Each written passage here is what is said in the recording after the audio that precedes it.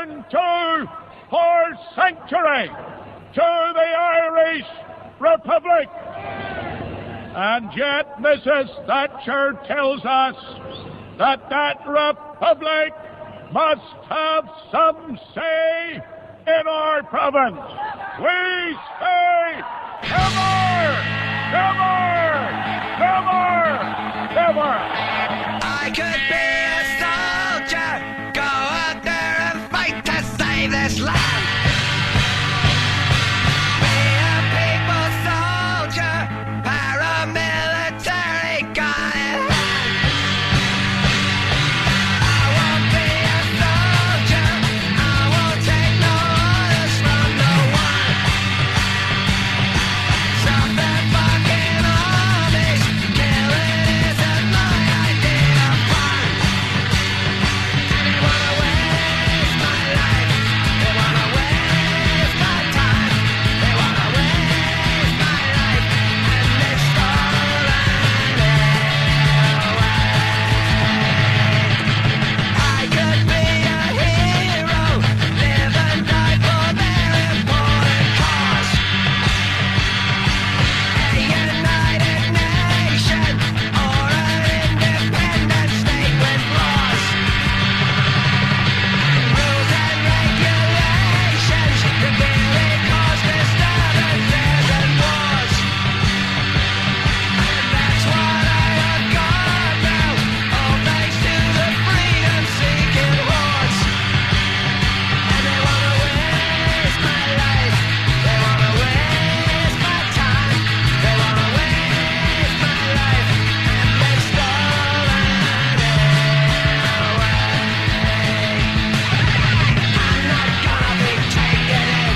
They said if I don't join, I just can't win. I've heard that story many times before, and every time I've thrown it out the door.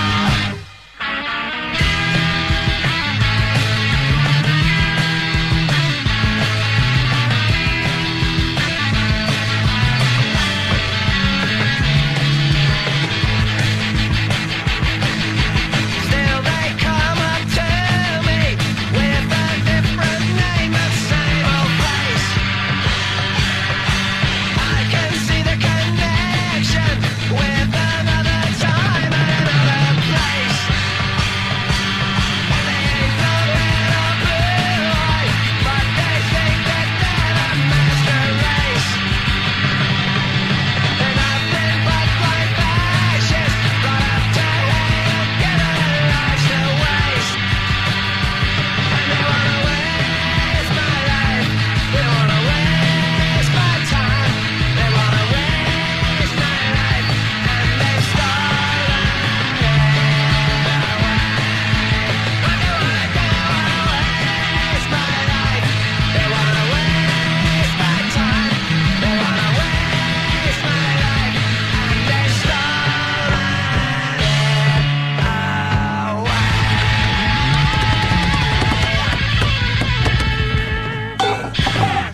Yeah, it's the Ron and Fez show. 866 Ron Zero Fez. 866 Ron Zero Fez. It's Chesapeake Day, and for the Democratic Party and also the Republican Party, they both have the same primaries, right? I don't think so. I think it's just for Democrats today. I thought Big John McCain, I saw some poll numbers for him in Virginia that looked pretty good. Look at our crack team. Everybody turns around and looks at the ceiling, so I can't make eye contact. All right, it is the Ron and Fez show, hanging out with you for the next couple hours. You know what? Let's make it 3 today. Earl, write it down. I'll put a big 3, put a circle around it, and then make it a little smiley face like you always do for me. Ron and Fez show, 866 Ron Zero Fez, 866 Ron Zero Fez. Big day for Dave yesterday because you had your high school crush in here. Yeah. Looking like $1 million.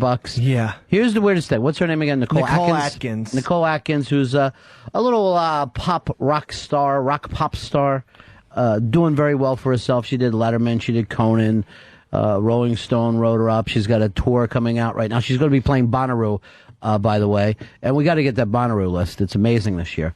But you know, all of us had that little high school crush that, you know, we hadn't seen in years. And yours really did come out to be that thing. You know what I mean? Like, here she is, 10 years later? She's more than 10 years? Yeah.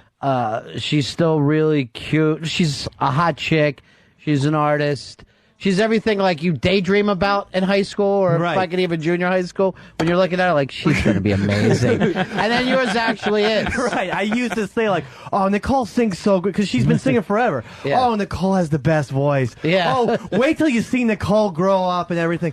And then, you know, on David Letterman. I know. It's shocking, but at the same time, I'm just so happy for her. Now, everybody has that high school chick that they still think about. And the fact is, you really don't want to see her because all kinds of bad shit happen to people who peak early.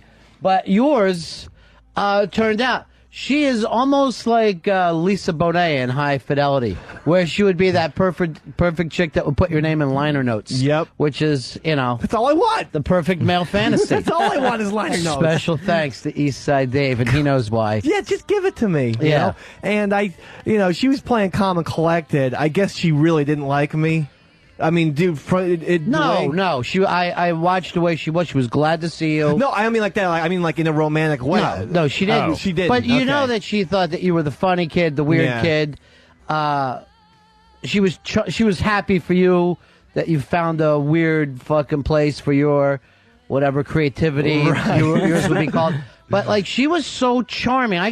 Out of all the guests we've ever had, the most emails of people going, hey, she was great, get her back, where can I get the CD? I had to give her MySpace out to a bunch of people. And then, weirdly enough, even Whackbag had a positive thread. Wow. Where, you know how anti-Dave they are? Yeah. They were like, she was really a cute girl. See? So, a lot of people really liked her yesterday. That's great, the love for Nicole Atkins. And NicoleAtkins.com is where you can check out her music and her tour dates. She's great, too, and I almost feel like we were peers in a certain way. Well, you know, when you were saying, I want to, you and Earl have been saying, I want to get her in for like 6 months, and I never paid attention. You guys tried to give me the CD and told me when it was on Letterman. I never watched once. So I never really met her until she came in here. But I thought she was just a fucking button. Just cute as a little button. She's great, too, and she is definitely one of those cooler chicks, too, that she can drink a lot and just chat and hold her own, and it's not even all about her either. She's like a people person. Yeah, she wasn't appalled that you did acid and couldn't ride a bike.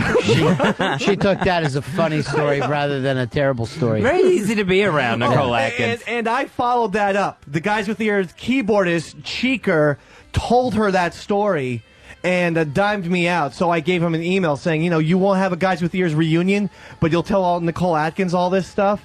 And he goes, Dave, no one's called me Cheeker in 15 years. So you still fucking Cheeker. Don't email me. You fucking keep your high school name. Don't email me again. All rude and shit. He fucking said that to you? Yes! Fuck him. I'm like, your name has been brought up on our fucking national radio show 10 times, and I always call you the musical genius behind Guys with Ears. You kept writing back? Maybe that's what he's mad about. I'm going to be writing him back tonight, yeah. Good. Keep this going with Cheeker. Anyway, don't let him fucking get away with this. Fuck you. Yeah, that was so rude. But anyway, Nicole, I just love her so much. And the thing is, it's so bittersweet because I have to admit, I am a little bit envious because she's such a success. But well, you're so not. Cool. That's the good thing, though. Yeah, I Is know. Cheeker in the liner notes No, he's not. of Neptune City? All right, here's the Bonnaroo. This is just a few names off the Bonnaroo. Pearl Jam. Oh. Metallica, Jack Johnson, Kanye West, Robert Plant, Allman Brothers. Wow. B.B. King, Jim Norton. Whoa. It's going to be gigantic. Those are all Robert huge names. Randolph. Yeah, it's a fucking great one. I mean, Solomon Burke. Ben Folds. Here's a little something for Kathleen from the Bronx. Phil Lesh and Friends is going to be there. Willie Nelson. Bonnaroo is so great, man. Something for Earl. Death Cab for Cutie. This is going to be great. Oh. I'm telling you, if you go to Bonnaroo, it's just an absolutely magical experience. When I went, it was incredible. Amy Mann. Yeah. It says here, Les Zeppelin, which is always exciting. Wonder if Robert Plant will walk over team and up. hang with Les Zeppelin.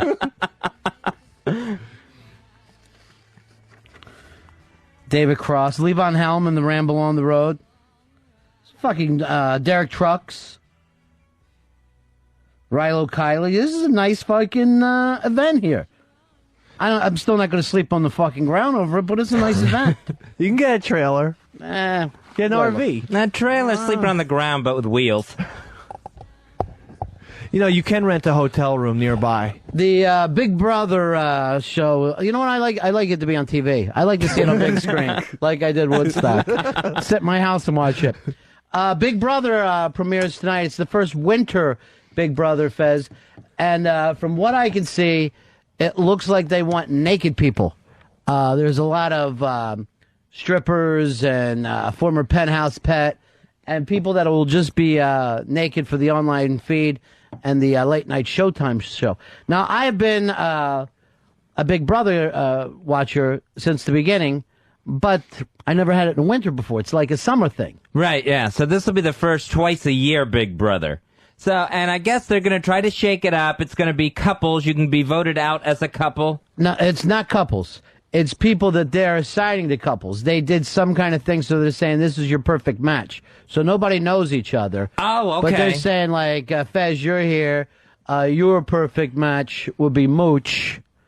And then, you know, you two are a couple. And we have to strategize together. And then Mooch is trying to claw his way out of a fucking house in the middle of the night. Hey, there's a Big Brother blog that we love reading because it's got our good friend Barb, a girl, writes for it. It's bigbrothergossip.net is where you can find a girl's Big Brother blog. Bigbrothergossip.net. And she'll be there in her little black turtleneck just typing away. Oh, yeah. Oh, look what Janelle said to Eric. I bet everyone's mad at her for that. They're going to get alliance against her. Here's our buddy Indy Mike. Hey, Mike, how are you, buddy? Hey, guys. So, Ron, are you going to be watching now that the writer's strike is almost over? Now that the writer's strike is over, I'm back in. I was not going to do it at all, but the writers have collapsed. They went back they said pennies on the dollar. No, they didn't say that. Come on. It was a fair compromise. So, yes, I'm going to be involved, Mike. That's great. Unless, hopefully, I'll be able to sleep. Well, I hope you can sleep, but maybe you can DVR the show. Did you know that they may have already gotten rid of 2 of the house guests before the first show even airs? No, I didn't know anything about this. Yeah, they've got. There's only 14 tables in that you see in the publicity shots, and only 14 places on the wall for pictures. And they actually listed that tomorrow night will be an eviction show, but it doesn't say live. So we're guessing that maybe 2 of the people that went in right out were kicked out right away, and this is a couples theme this year, at least to start. Well, have they already went into the house? Yeah, they went. The rumors is they went in the house probably sometime last week. Some are saying Friday. They would have put him in the house and then taped a bunch of stuff so that they can have stuff to show tonight and tomorrow. And then probably on Sunday will be the first time that we get any new stuff that has happened since the feeds went live, and they'll go live tonight. All right, buddy, I'll be checking it out. And then always send me an email anytime Barb writes. I will put you on alert anytime I see Barb's posted something. Yeah, I don't like to see you or any of the guys, any of the stuff that you've posted. But when she posts, I'm very excited to read it. All righty. And then I'm always going like this. Well, that's fantastic. That is a witty turn of a phrase. All right, talk to you later, buddy. Thanks, guys. Bye. BigBrotherGossip.net. You want to check it out. Big Brother starts tonight on CBS. So I guess I'll be watching that. I've never seen a season, so maybe this will be the year. Well, you got the full cable package, right? No, I just had to cancel Showtime. Well, Showtime 2, between 12 midnight to 3 a.m., you're watching live feeds at home, and I'll keep that on at night, and then, they'll be swimming naked or yelling fuck or, who I fuck, and, it's like looking in your neighbor's house, which I do. With those RonFez.net binoculars? Yeah, my RonFez.net perv glasses. I'm able to sit there and look at an entire building full of people who are trying to have private lives. I may have to reorder Showtime then, if that's the case. You should. Okay. Say Pitsy will get it for you like he did yesterday. He takes care of things for you. Say Pitsy will make it nice again for you. Pitsy was complaining to me about Fred from Brooklyn. Fred is apparently incredibly excited about the big podcast, the Night of 100 podcast. It's Fred from Brooklyn, Blowhard, a group of guys called Best in Show, and then the Hideout, CT and Jiven, and High Society. All this Sunday night, it'll be a Ron and Fez Presents. We will be here just like acting as MCs, bringing the shows in, taking them out, and bringing on your next performer. And it's really going to feel like Catch a Rising Star 1978, where you never know who's going to drop by and come in. So a couple of the folks are incredibly excited about this opportunity. A Night of 100 podcast. I can't blame them. This is, you want to check us out this Sunday. I think it starts at 9 o'clock in the East on XM 202. I do blame them when they bother me. Anything short of that, I don't blame anybody. But you cannot, for any, under any circumstances, bother Ronnie B. It's got to be one of the rules that we have here. I don't want my friends to feel exactly like PT the intern, who let out a scream when I walked into the office to smoke a cigar. And now he says that I came into the office screaming. I did not. I walked in quietly, lit a cigar, and he yelled out a yelp like he was pantsless. This is the fear the interns have. And it all started from that day that Fez and Dave say everyone's afraid of me, which it never used to be that way. No. Well, no, I was speaking predominantly of the staff, not the interns. The interns hear that. They hear that the co-host is frightened of me. How the interns supposed to act? Frightened. Yeah. Yeah. And then Earl's saying, every minute of the day I just try to think, how do I not make Ron mad? I hate to report something, but on ronfez.net I saw Don Stugatz. He all of a sudden now is the latest to have a problem with not getting his own podcast. Well, why is that? He claims that he's been on doing his podcast for a long time. He's experienced at it and this and that, and that he deserves it. In my personal opinion, he's doing an Anthony impression for the entire show. For his entire show. I got the thing from Dean yesterday, and I'm going to give it a listen.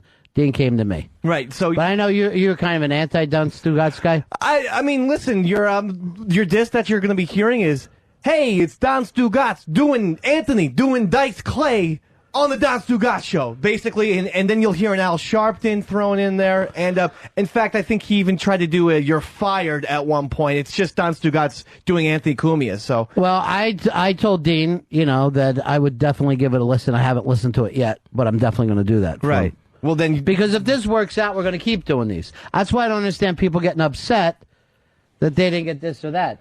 Yeah, but because maybe this is just when the door's open, right? And I think these shows have their own originality so far, rather than the You know who's looking prettier all the time? Who? Bazooka Joe. I think at one point Don Stugatz said to his wife, "You're fired." Doing the Anthony, just doing Anthony's Angry McMahon. Vince. Yeah, it didn't make any sense too. He's going to fire his wife, who was the co-host. Maybe he's a big Anthony. Maybe the show is an homage, a funny homage. We all are, but it's Don Stugatz doing Rich Little's impressions of Anthony's impressions. Why are you anti? You used to be the RonFez.net guy. I am pro RonFez.net. I just the Stugatz experience is less to be desired for. Do you read every post out there and take it to heart? No matter where you read it? I take it when Ron and Fez, the hosts of a great show, are doing something nice for podcasting folks. And then Stugatz has a real problem with Ron and Fez. Is that what he said? No, he didn't say that. It was implied, though. It was implied as these guys made a fucking boneheaded mistake. That's what he said? No, again, I am saying that's implied. But what I'm saying is he was like, these guys are wrong, and they don't know fucking talent from shit. I talked with Dean yesterday, and he couldn't have been nicer, and said, just do me a favor, give us feedback, because Dean is like third mic on there. On a podcast. Right. So I don't know how to say no that. Well, you know what you should do? Maybe, Ron and Fez maybe could listen to XM 6 to noon tomorrow morning, and then you could do feedback on that, because you'd be getting it from the real source. And try to get a hold of Fred from Brooklyn for me, would you please? Because I want to get to the bottom of all these podcast problems. So everybody should just be happy. I know. And feel good. You say I know. You're starting a lot of the shit, because I didn't read this post. Did you, Fez? No, I didn't read it. You have a computer? Yes, I have one. But do you ever go to any of the websites Every now, Talk about the show. well, every now and then I like to go to ronfez.net to see what picture's on the cover. You don't read, though? Sometimes, but not too often. Not really. What do you do in that house? You don't watch movies. You don't listen to music. You don't books. You don't go on the internet. You don't have friends over. Yeah, I don't know what I do, because the time just seems to fly by. You must sleep or something. There is napping involved. You ought to go out in the dark. Walk around in the dark. Can't do that. I have sundowners. Oh, by the way, I got an email about your sundowners. That's the new paranoia that you have. That's called sundowners. This, Kathleen from the Bronx looked it up. It has to do with leading into dementia and Alzheimer's. So Really? Yeah. Not the best thing to find yourself with. No, because I just saw another report where it's like people with heart disease are more prone for Alzheimer's and dementia. Fez is becoming Tony Soprano's mother. Remember, she wouldn't even talk on the phone at night. Or even Uncle Junior. She wouldn't even talk on the phone at night. Why? I don't remember that. Yeah. She had sundowners? She had a hard case of sundowners. You love to have something to call whatever you have. You love to have a name for your weirdness. I'm just glad there's a name and that I'm not crazy. Well, yes, dementia is crazy, and Alzheimer's is my second most paranoid thing to have. First is being paralyzed. And then secondly, of course, the sundowners that Fez is now experiencing, where you have fears of things that can't hurt you, like night. Next, you'll be afraid of water, like a rabid dog. All right, here's Fred from Brooklyn. Well, first, let me get... come on in here, Pitsy, and give me the update that you told me as soon as I came in today. What do you got, Pitts? I got a call from Fred saying that he was trying to get through to Nick DiPaolo and that the screeners were hanging up on him, that he wanted to challenge Nick DiPaolo, that he represents Team Bennington, and that if O&A gave him an hour, Fred should have a chance to scream at him and fight with Nick DiPaolo. All right, let me check with Fred. So he tried to call Nick DiPaolo while Nick was doing his hour today. Yeah. Fred. Yeah. What are you doing, buddy? Yo, if O&A thinks that's the best they can throw on, Ronnie, Yeah. You picked me. You fucking put your trust in me. You chose me for Team Bennington at a fucking left field, buddy. I wanted to let him know that it's fucking on. If that's their choice, maybe I'm glad they didn't put it on. I think on Sunday night I'll fucking show Nick DiPaolo a fucking thing or two. All right, Fred. This is not a competition, all right? It might not, listen, it's a celebration of creativity is what I like to call it. What I call it is a unity party of podcasts. It's a unity of podcasts. That's nice. I never did a fucking podcast, Ronnie. You reached out to me, brother, and you said, Fred, you're on the list. You called it on the air. I was sitting at home, and that's why you haven't even heard from me, my big calling ass motherfucking. I didn't even call since. I've been energized in ways I can't tell you, Ronnie. I know, but I don't want you to fight with the other shows. He's lucky I wasn't on fucking 57th Street. Nick has the right to do his time without you threatening him. I'm not threatening him. I'm representing. All right, we don't want you to represent anymore. Just come in, do your show, and then go home without any trouble at all. Everyone's getting their own podcast hour. All right? It's not like everyone's on at the same time and they have to fight. Or like one of these people will go on to greatness and the rest will be voted off the island. It's not happening that way. So just relax, Fred. Don't call any other shows. And just relax and do your podcast. I will, Mr. Bennington. All right, my friend. If you're asking, I'm at your beck and call, sir. You have chosen me. Yeah, I don't want you to be in my beck and call. Just do a podcast, then go on with the rest of your life. I sure will, sir. All right, my friend. Thank you. All right, see ya. Okay. Well, I know also who to go to if I ever have union troubles. Because he's turned into my Clemenza. I can't... No, not Clemenza. Who was the other guy that swims with the fishes? Yeah. Oh, shit. Fuck me. Luca Brasi. Luca Brodsky, yeah. Luca is always there for me if I need. All right, Fuzzy, if you're a film director, how would you like to have these films on your resume, that you directed these films? Swingers, Go, The Bourne Identity, Mr. and Mrs. Smith, and now the new film Jumper. Very God damn, nice. that's a great looking resume. That's fantastic. Mr. Doug Lyman, and he's on his way in here now. Let's bring him in, Doug Lyman.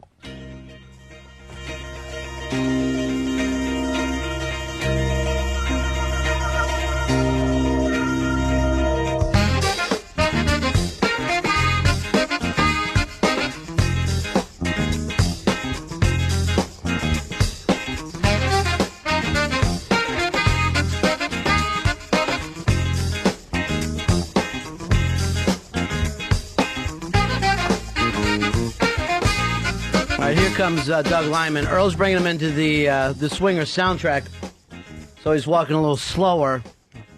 Doug, how are you, buddy? Good. How you doing? You know, we go over your resume here. It's phenomenal. Thank you. Great nervous, films. A little nervous being here. I see the stripper pole behind me. But You never know at any given time there could be a stripper. Oh, okay. So Not just expected of me. Yeah.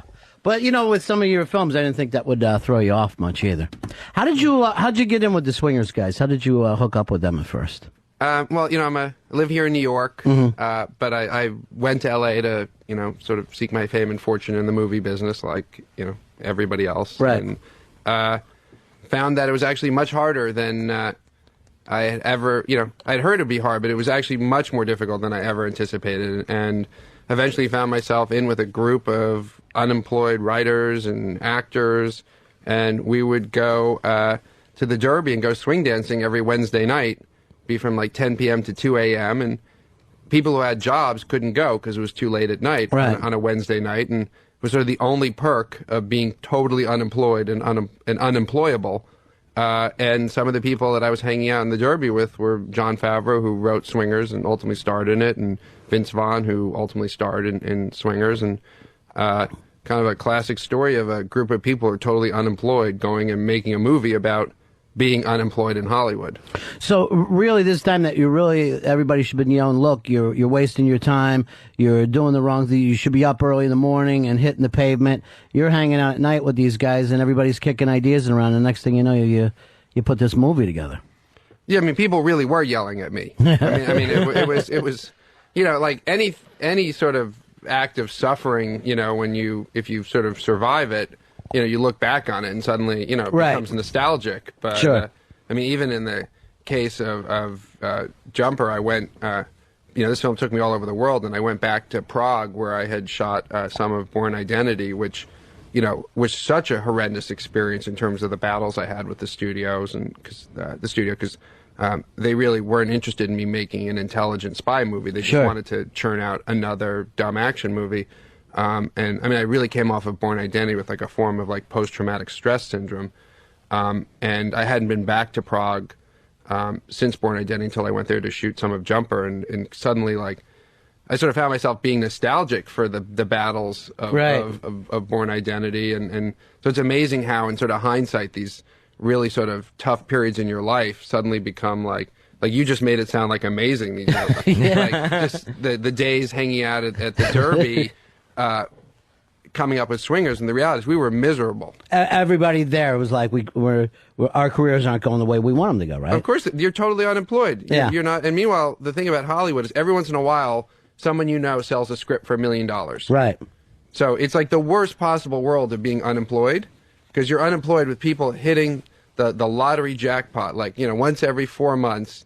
Someone you knew, because you're all just a bunch of people in your 20s, unemployed. And every once in a while, someone sells a screenplay or someone just hits it big, and you're like suddenly totally envious of that person, and you become even more acutely aware of how unemployed you are. And then the whole time you're unemployed, I guess you come close to certain projects that you didn't get. You get callbacks for different things that you think maybe are going to work out, and they don't. Again, all this stuff, you know, in hindsight of now having done all these movies, you know, it all sounds kind of fun and, you know, it sounds kind of amusing, but at the time, you know, I actually would not have made Swingers. Swingers was my backup plan. Mm-hmm.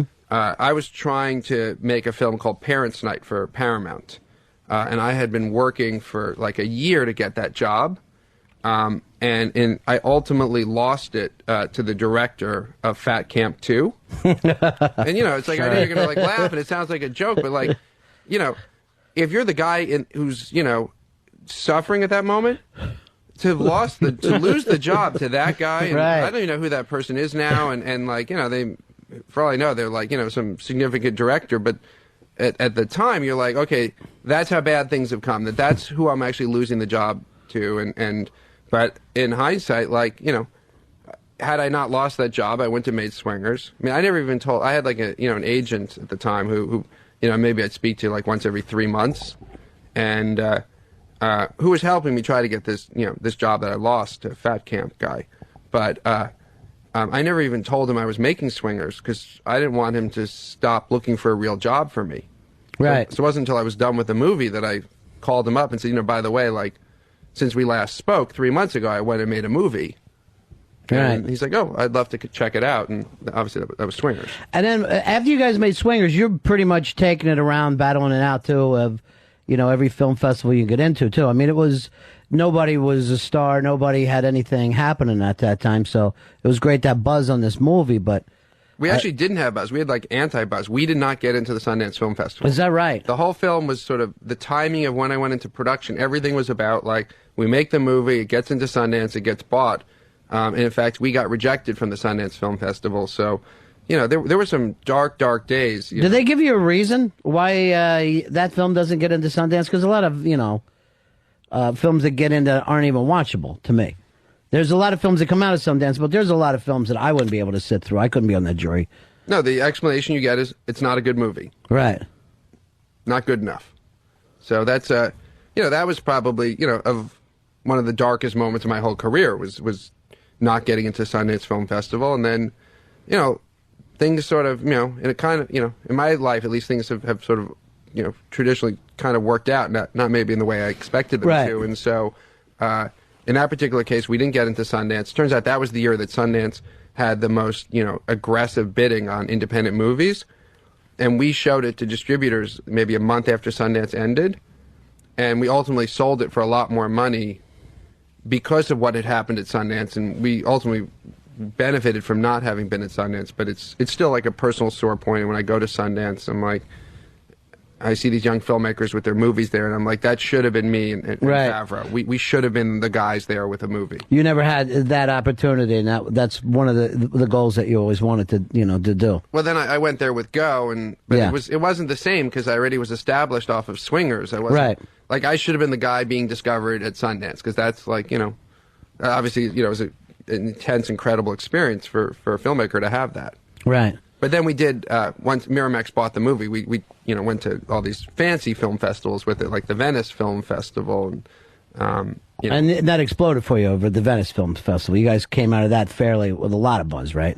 Yeah. I remember reading stuff at that point on. No, then I was suddenly flavor of the month. And Right. it was like, Hollywood was like, what do you want to do next? And it was like, you know, the doors are wide open. I was like, you know, took all these meetings. I was like, great, you know, they're like, you can do anything you want. You're flavor of the month right now. What do you want to do? And I said, you know, I read this book growing up called Born Identity. I want to do that. Yeah. And they were like, well, you can do anything but that. Right. What else?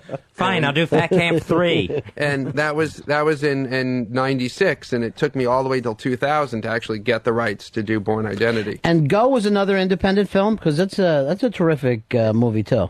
Yeah, it was another independent Yeah. movie. It was, you know, something that was actually I was cautioned against doing. You know, my agent, who suddenly now was talking to me every day because of the success of Swingers, was like, "You need to go make a studio film," you know, because you got to make that transition from being an independent filmmaker to a studio filmmaker. And you know, if you go make another independent movie and it's not as good as Swingers, you may never have another opportunity the rest of your life to go make a studio film. And so you need to do that right now. And I was going to go do sort of this, you know, romantic comedy with Alicia Silverstone, and then I read the script to Go, which, you know, the writer John August sent to me, and he figured there's no chance I would do an independent movie because traditionally, if you do a hit independent movie, you go on and do a studio film. But I completely fell in love with the script to Go, and sort of went against my agent's. It's another really fun film, plays all the time. I just saw it again the other night. The one thing though, like when you put Jay Moore in that movie as the homosexual, were you worried about typecasting or? He's a buddy of ours. He's a buddy. He's a pal. Jay's a buddy of mine. And, Yeah. He calls. I'm thinking about what I'd have to deal with if I answer that. He calls here about 3 times a show whenever he's not. But if I were him, I doing a would movie. worry a little bit because he really had, the strongest chemistry in that movie Yeah. was between Jay Moore and Scott Wolf. Yeah. And, if you think about, I put Brad and Angie together and Mr. and Mrs. Smith, and they really had incredible chemistry, and look what happened. And now Hayden Christensen and Rachel Bilson in Jumper, and, they've got something happening off screen romance. So, if Jay and Scott sort of follow in that tradition, Right. And they actually did look good together. Those were really, really funny scenes with the two of them in the back seat going, my girlfriend's cheating on me too. Yeah, it was yeah. hysterical stuff. Yeah. Really good stuff. And you brought up Mr. and Mrs. Smith. On paper, that's the kind of film that I wouldn't go. I'm not normally the big movie star action thing. But one thing, Doug, with your films, there's a lot of action, but you never lose the story. It's unlike 99% of action films. Yeah, because, most action films in Hollywood are kind of like porno films. Right. I mean, that really is, and I did actually get a chance to visit a porno set, and maybe, you guys have the stripper pole here, so Sure. maybe I'm, preaching to the converted here, but it's, I had the chance to visit a porno set once, and because I had a writer who was working on a Bruckheimer film that was a Bruckheimer TV show that was about the porn business, and the director on the set sort of took me under his wings and sort of taught me the ropes of doing a porno, and it's all about, you have like 4 minutes of dialogue to get you to the next 12-minute sex scene. Mm-hmm. And that's basically what a Hollywood action film is. It's, because you can't really have it be smart because smart people avoid action. Right. Like, there's a dark alley, you don't walk down it as a smart person. But in a movie, you need them to go down the dark alley because otherwise how are they going to get into the fight that's going to take place there? So, most Hollywood films just sort of start with these set pieces and have just the bare minimum of dialogue to get you from the one to the next. And, kind of the radical thing I undertook with Born Identity that, wreaked such havoc for the studio was I said, I want to make an action film that if you actually eliminated the action, just made a cut of the movie and just took out all the action scenes, would you have a compelling story? Right. Because if you took the average Hollywood film and removed the action and just kept the dialogue, it would be as watchable as your average porno movie with the sex removed. Well, how many times you watch an action film and you think to yourself, wait a minute, why are they doing this again? You think you don't even get to know the character and why he's chasing after something or why he's a maverick. You never really get to find that out most of the time. Yeah, and, at the end of the day, I'm doing these big Hollywood films and, but I'm really interested in character. I mean, Right. Yeah, like the teenage boy in me got excited about Jumper because, being able to film two people who can teleport, beating the crap out of each other, and what would a fight look like between two people who could teleport, Right. excited the teenage boy in me. But, I also was just, the other half of me was excited about, a character who discovers they can teleport and uses the power to rob banks and sleep with women all over the globe and, uses the power for that proverbial one-night stand. What do you do the next morning? How do you get out of her apartment? And, well, if you can teleport, boom, you're out of the bed like that. Well, also when you do a film like Jumpers too, isn't it like tough because now you have the sci-fi people who really do pay attention, like could this happen? And you've got to really take care of that core audience. You can't do something that couldn't actually happen according to physics, right? Isn't that something you got to think about all the time, or? Not really. I mean, the actual fact that Hayden Christensen can teleport is as fake and ludicrous as Matt Damon's amnesia in Born Identity. Right. Like that amnesia does not exist. In fact, it's more likely that Hayden Christensen could teleport than someone could wake up one morning and remember everything but who they are in their past, but have every other ability intact. So your thing is you've got to get us to believe that this is the reality. I just believe it. Yeah. And, the same way, like, okay, whatever. I'm not going to listen to the doctors who are telling me that Matt Damon's amnesia is bullshit. I'm going to be like, okay, but what if someone had this amnesia? So, okay, what if you could teleport? Not what are the, why or how. It's what if you just woke up one day and you could do this? Mm-hmm. And, nobody could explain it. Because, by the way, there's tons of shit, that happen every day that we can't explain. And, if you go back in history, there's, societies couldn't understand what the sun was doing. They just knew that it rose every morning, but they didn't understand why or how. Or if you started to read any of the new quantum physics stuff, it almost seems like reality doesn't make any sense. You know what I mean? Like, this reality is hard to prove anymore once you start to see how many other dimensions there are. So you jump into a film like this, you know you're going to be shooting all over the world, you're going to be shooting really, these fast action scenes. It's got to put a lot of pressure on you not to see that budget spin out of control, right? That's got to be tough to pull off one of these things. Especially because I was trying to do this on a smaller budget. I was, the thing is, the budgets these days are insane. Right. So, like, Born Identity was a low budget film. It was $60 million. Like, that's low budget for Hollywood. Because you can do like your average romantic comedy where like two middle level actors, where you shoot in Canada and maybe get a week of shooting in New York is like $45 million. Like, right. You basically, on the studio level, you get, these budgets get huge so quickly. So I really brought a lot of the sort of swingers techniques to shooting Jumper because I did want to shoot it all over the world and we did want to keep the budget under control. So there's stuff in this movie that's, more guerrilla than anything, I took it even further than swingers. I mean, we even like, here in New York City, we needed to get a background, we needed to get like a high angle shot of a street that, to pass for London. And, rather than go to London, we found a street downtown and I literally went out with a camera crew and a ladder and picked a location and we put the ladder up against a fire escape and climbed up someone's fire escape and just set up on their fire escape and shot. And like, that was towards the very end of the shoot. And it was like, obviously like if someone had like looked out their window and saw a film crew on their fire escape, they would have freaked out. And, but like, that's an example of like how sort of emboldened I got by the end of the shoot because we had stolen stuff like all over the globe. I mean, we did crazy things in Egypt, which is like a military police state. And, the entire car chase in Tokyo was stolen. I mean, we got to Tokyo and they were like, all that stuff we told you could do, you can't do. You can't do any of it. So we had no choice but to steal it. And so, there was a fair amount of stuff that we stole on Swingers, but we took it, in fact, the schedule on Swingers was arranged. The things most likely to get us arrested were put at the end of the schedule, which is an unusual way to schedule a movie. But, when the director's also the producer, that's the kind of crazy logic you might see.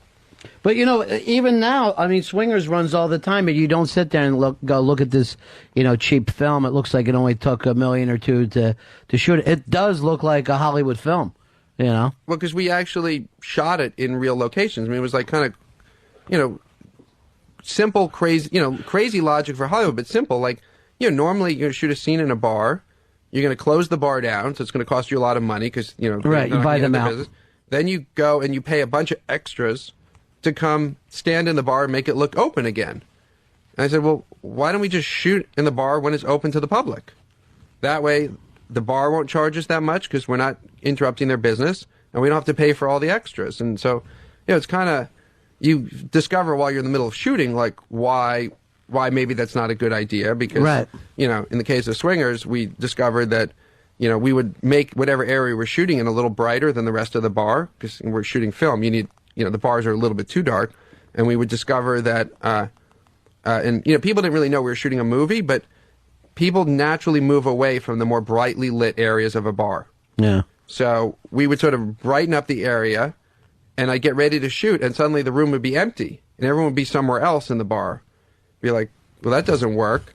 So we ended up doing these, crazy things on Swingers where we would make some other area of the bar really bright, to drive everybody towards where we were shooting, and then just before I would roll, we would make our area bright and the other area dark, and, because it would take people like 5 or 10 minutes to sort of migrate away, so I get like 5 or 10 minutes of shooting, and then the crowd would have thinned out, and then we would brighten up the other area and darken our area and slowly move people back, and, like some kind of crazy sort of, experiment in human migratory patterns. Yeah, right, but sure. That's the stuff, and so... And all that stuff you think helps you with your chops now, so you could get into a situation like Jumpers, you hear no to different things, and you're like, we heard hey, no I've been every through day. This. Yeah, I've been through this. Everything because we traveled, we went to 11 countries to make this movie, and we're doing, we're not doing like dialogue scenes in 11 countries, we're doing like crazy action things and things that could never happen and in environments that are, strictly off limits. I mean, we shot an action scene on the main bridge into Tokyo,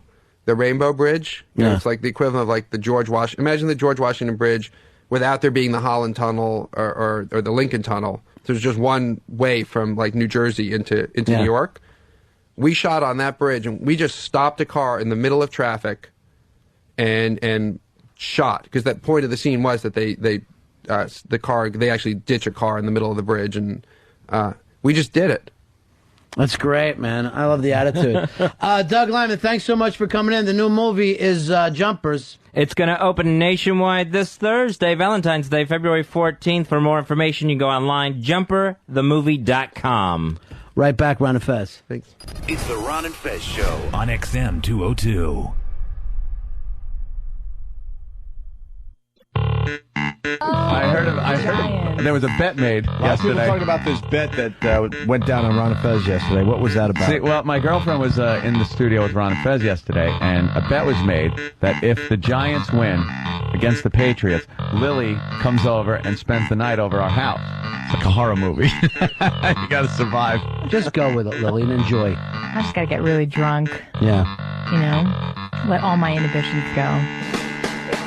You want to come over there, spend a little time with Aunt Melinda? I've been dying to see their fabulous estate. Yeah, you'll see the ceiling. That's it. No, she'll see a pillow. That's good. That's a healthy, loving atmosphere for Lily to be in. It's fun. A World War II loving gun nut. That's very romantic looking. Great. Guns and alcoholism. Yeah, it's going to give you a swastika with chocolate in it. It's going to be fun. That's the best way to do it. I hope so. We're going to go with it. Because, if you fight it, honey, they'll be tearing. And nobody wants that. Very working out. exciting. I love it when people lose their innocence. I don't know why. I guess all vampires But like I'm not that. a virgin. But you it's are to my this type of thing. Threesome. But you were a nice virginity. person before this. This is your first threesome? Yeah. Yeah. That's great. She'll wake up on the couch with her little blankets, and she'll just see this nut standing there nude with a trench coat and a weapon in each hand like the Oswald photo. I'm scared. Lily, don't be scared. Just know this on the way there. There's going to be a little ass work, too. Yeah. Don't think you're getting out of the I'm ass afraid work. of that. There's going to be plenty of that.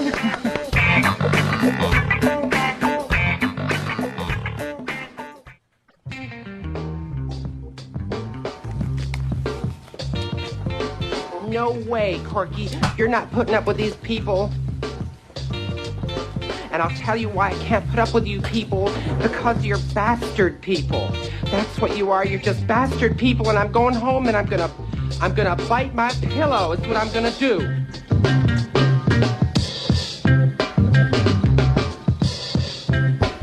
Yeah, it's the Ron and Fez show. Doug Lyman wants to use you in a film. Oh, really? Yeah. Absolutely. I've never formally acted before, but... Some of those directors are like model makers. You know what I mean? Like, they remind you of kids that you grew up with that just made models. Like, some of the stuff that he gets into, it's so, specific and into his own world. Yeah. That it almost doesn't seem fun to people like us, Right, but then you are using real life-size That's buildings. that's the weird shit about it, and hundreds of millions of dollars that could all go wrong. Everything for this guy could go wrong. But when he's like, I had post-traumatic stress at the end of Born Identity, I'm looking at him and I knew he wasn't just saying that the way I'm going crazy from this. He literally was fucked up from making that movie. Hey, our own Lily, come on in here, Lily. She's been having a rough week. As you know, she lost the big bet, and she's going to be staying over with Anthony and Melinda for. Is it this Saturday night? This Saturday night, yep. I spoke to Ant already. What did he say? He said Saturday's the big night, huh? I said, yep. She's already calling him Ant. What are you going to be wearing? Do you know? Do you have some big... As many clothes as possible. Yeah. I want you to layer up. I want it to be flannel. Unsexy, scratchy flannel Well, everywhere. My plan is to wear as many layers as possible. So by the time he finally starts removing all these layers, he just gets tired and is like, "All right, fuck it, I don't want to do this anymore." Snowsuit. Yeah. The way to go. She should dress up as the lead singer from Four Non Blondes. Scuba suit. You might want to scuba suit that thing. Guys get really turned off by any of that kind of stuff. You know, I never talked about this before, but I'll just say it on the air. By the way, you look fantastic today. You. Lily and I had a kind of ceremony where I gave her a ring a long time ago as a promissory thing, where she was going to keep her virginity until she met the right guy. And then I would always be like, honey, you don't need to do that. Care about your body, you know? Right. And she has kept her virginity, and everything has gone great with that.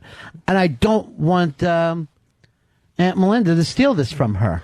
Because that's going to be for Mr. Right. Yeah, I was hoping to save it for the special guy, but Yeah. I want you to take a Bible with you, too. And just wrap that around your little crotch. Chastity belt? Yes. Something. I'm gonna duct tape it. I'm going to duct tape. So make sure you pee first. So I'm going to duct tape your vagina.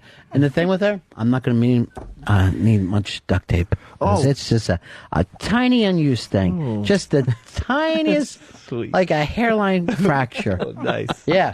Like a Skittle. Well, thank God I shaved, because Skittle. it would hurt really bad to pull that tape off. You're 100% shaved? Yeah. God bless you, Yeah. honey. God bless you for your kindness. Hairless cat.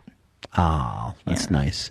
Now, you were all grossed out with her today, Fez? Yeah, Lily, before the show started, dropped her phone in the ladies' room toilet, fished it out, and apparently has continued to use it. Still works? Yeah, it still I works. thought when it gets wet, the battery does something. Did you take the battery out? Yeah, I took the battery out and I dried Yeah. it and disinfected it. So I don't know why people think it's so gross, because It's everybody been was in like, a toilet. Yeah, but it was before I released myself in the toilet, and it's just the same water that comes out of the faucet. So it's just water. What grosses you out about this, Fez? Would you just let your phone go? Yeah, at a public toilet, I would just leave my phone in What there. if you dropped your keys? You'd go call a locksmith and get all new keys. I would have to. No, you're making that up. You're making that up. That is so gross. Well, this is even worse than keys, because this is something that you hold to your face. You put your mouth up to it. You put your ear up to it. I disinfected it. I put Lysol on it. It's a public toilet, Lily. Lord knows what women have been in there What was I crapping. supposed to do? Leave it in there? I can't just leave it in there. We have very nice co-workers. Here's what you're going to... Fezzy, how are you ever going to learn to give oral with Coco if this is your fucking problem? I just can't imagine using a toilet phone. Could you imagine giving oral if she says, I want oral? Yeah, I guess I could imagine that. Now, how many places do you think that's been? I think it's been to more countries than Doug Lyman. And there's a lot of pee that resides in her, area. All right, Don't stop. help. I just don't think it's that gross, because it's And you're not going to replace this. I mean, I will eventually, but it still works. I'm not that rich to just go out and buy new phones all the time. There's always a gonna phone buy you deal. Anthony's going to buy you a gold phone. It'll be completely Sugar made out daddy. of gold. Here's David. David, you're on Ron and Fez.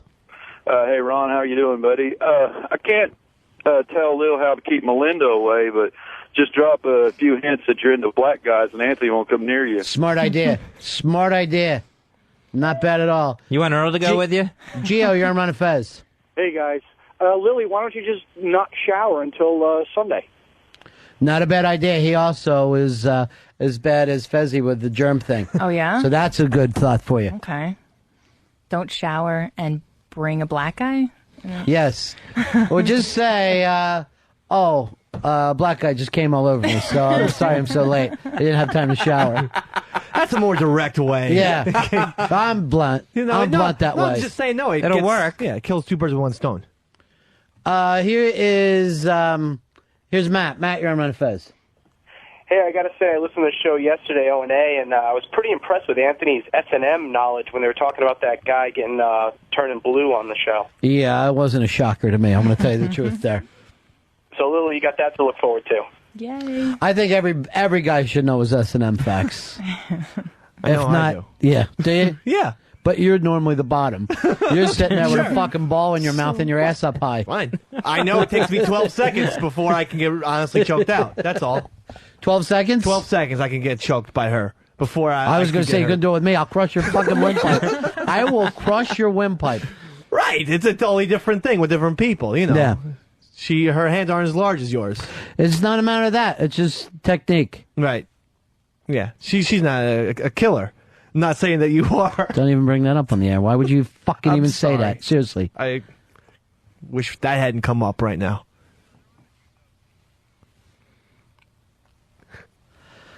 Anyway, Lily, I want you to bring your virginity back here to the show. Because I have plans one day of walking you down that aisle, and I want you to be wearing white. Yeah. I don't want you in some fucking dirty gray dress, half ripped and torn. Here's Eric. Eric, you're on Fez. Lily, suggestion. I know Anthony's kryptonite. What is it? Tippy Tom. Oh. Why don't you make out with Tippy Tom before you go over there? Get some Tippy Tom stink on you. Steve, you're on Ron and Fez. Hey, Yeah. thinks you ought to pick a booger. Maybe wipe it on the couch.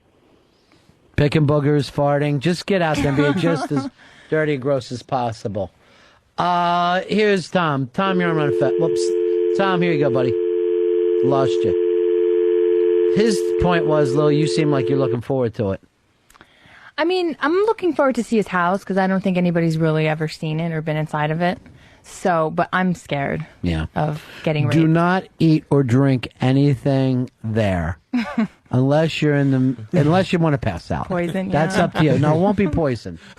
No, I brought my own lunch. Thank you. It's like going to El Salvador. You have to bring your own bottled water and tuna fish.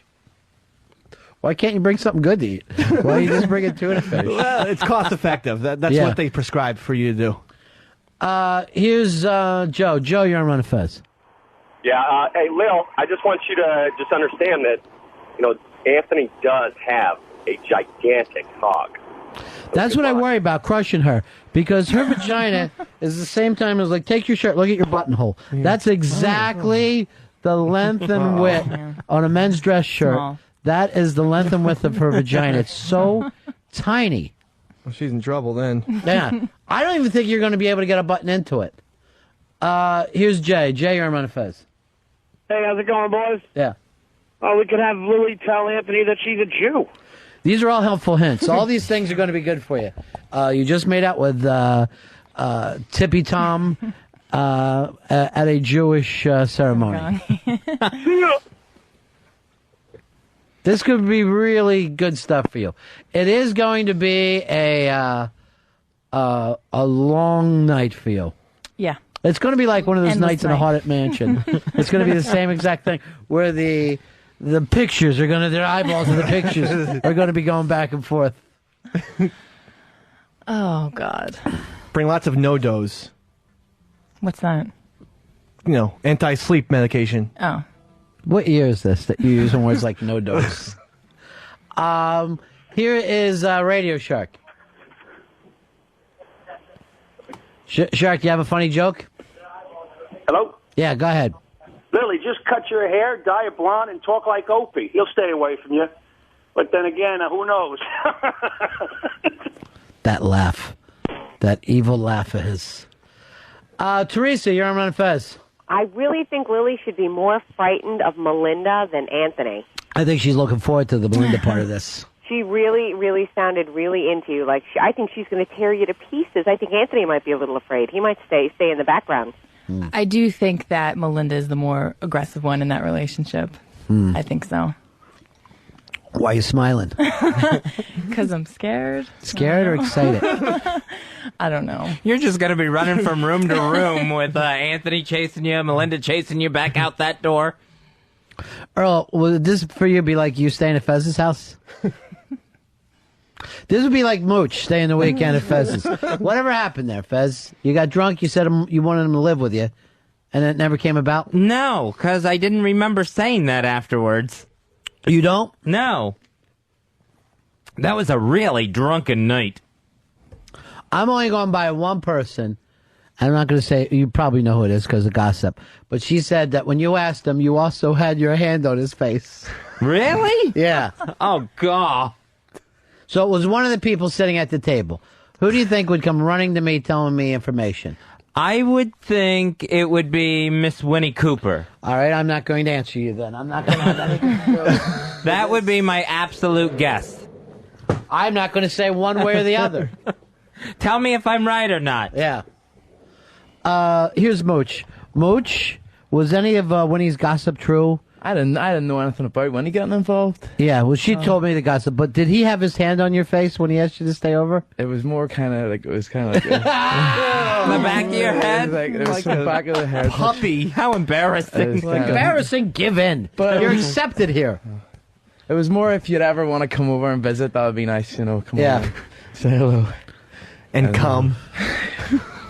But, why add that? C-O-M-E. Why add that? No, I'm not going to put any of those up. No. Here's Robert. Robert, you're on Ron and Fez. Hey, I want to know, is it appropriate to send a centerpiece for a threesome? That'd be a nice gesture. Right now, she is the centerpiece. Oh, Lily, you and your pissy phone are heading over there for a long weekend. And I've done, you know, ever since I lost her mother, I've done such a great job of raising her, you know? Yeah, I do. You brought it up to be a lady. Yeah, I did. And now look at what's going to happen. We had that little ceremony where I gave her a ring. This is to hold on to this and remember to save it to your wedding night. Right. And I check on it all the time to make sure it's just as tight as can be. Just as tight as can be. That's good. That's considerate. Like you do with Mooch. He was rubbing the back of your neck? At a purity Did you ball. say, yeah. Did you say to yourself, this is a little odd? Not at the time, but thinking back, I got a bit, I panicked a bit when I got back. I was Did like, you? Oh, yeah. It was a bit of... Because, you know, I know the Irish guys are normally quick to headbutt, so I'm glad that you didn't break his nose. Well, I appreciate that. When it came up. So you don't remember that at all? No, I don't remember that. Do you often black out? More and more I do. Yeah. Yeah, I didn't used to, but more and more I do. Where it's like the next day, like even after like a Bar 9 party, it's like I try to remember exactly How many what drinks do you have? Do you have a lot of drinks? Did you have a lot of drinks? You were already plastered. I showed up at midnight, and I never even got in a conversation with you, and you were there for another 3.5 hours, and I never saw you have a drink. You were just either sitting with your head going back and forth, or you were up and you would do that, I'm walking forward, I'm walking backward. So somebody would always go be with you. And I was just like laughing at you from across the room. Just a mess that night. Well, I remember. I mean, like you weren't throwing up or fighting. You were just fucked up, useless sack of potatoes. Yeah. And I don't think I had a lot of drinks, but I know I had they had big beers there. And Bri was getting them for me, so I don't know. You were only drinking beers? Yeah, I think. Bri could be to blame for a lot of this because he was buying everybody a lot of drinks. There was a lot of booze. And I know on I that was table. just downing them. Yeah, but how can you get that drunk from beer? Also, what about the report that Pitsy said he called Fez at 8 o'clock at Fez's apartment, and Fez sounded like he was already drunk? What? That's what Pitsy said to us. Really? Why would you go tell Snitch. Pitsy's story? Go ahead, Pitts. Yeah, he was. You know how Fez gets drunk? He gets very southern. Yeah. So when I called Fez to check in, it was just very southern talk. Like I was talking to a bell, and I said, "I think it's okay." But then There's I a southern after that, accent. he just started a little pre-gaming at his place. Were you drinking at home? I did have a beer at home. One beer? Yeah, that's all I had. Honest. It's got to be the meds that you're taking, dude. Yeah. You know, did you ever read the bottles? If you can mix alcohol with them? I always read the bottles, yeah. And Can you? Yeah, it says, like it either doesn't say or it says, so the ones that do say that, I didn't take. Those are always vague guidelines. I don't really stick to that stuff. You can usually get away with that. I double down on everything anyway. That's just my own thing. That's not... I go right against them. Whatever they say you can't do, I try to prove it. I do try to go just exact opposite. Here's Tom, you're on Ron and Fez. Hey, I was wondering if Jonathan gets to spend the weekend with Dave and Casey. All right, that's yeah. Let's just drop that. Everybody's getting along so nice, right? And I want to keep it nice. That's what it is. It's a unity party. Exactly. This is a unity podcast. Yeah. Which, by the way, I don't know where Fred's head is right now. I got no control over him. That shit that he was saying earlier. Doug Lyman was like, I heard that last call and I didn't want to come in. He's like a CIA sleeper cell right now. Hey, by the way, Franklin wrote in that he heard me get bored with Doug Lyman when I just went, that's great, man. All right, thanks. I don't think so. I've tried. I tried. Goodbye. Hey, he's got a very impressive resume. Well, so do you at this point. Everyone that you met went on to bigger and better things. Here's Mongo. He's got a little advice for Lily. Mongo. Hey, Ron. Lily, you should wear your Obama 08 panties if you want to protect yourself. That really could be like holy water being I'll thrown have at a to vampire. borrow Earl's then. Force field. Earl Will's panties. Knockout. Boom. Once again. Come on, Earl. I said nothing to her. I didn't call her a whore once today. I didn't. You wear Obama panties. That's what it is. What she's saying. Panties. Boxer shorts, maybe, but not panties. No, I'm a big Obama guy, and he's going to win today in the Potomac. Have you ever masturbated thinking about Obama? With your socks on? No, and why no. is that the only part that gets to you? That he wears his socks while he jacks? This is so weird. That actually grosses me out. I think wearing socks is so gross. Well, he wears baby doll socks, so it doesn't bother him. They just cover the ankle a little bit. God, this is a weird fucking group we have. Just looking around here. Fez trying to make out with Mooch. Earl in his fucking socks, jacking, doing a Obama fucking speech. Poor Lily getting chased around by Aunt and Mel. It's fucking spooky. Dave is starting to look like the normal one. That's how bad we've gotten. Thank you. I feel good. I feel normal right now these days. All right, I got to point this out. So yesterday, Pitsy does something nice.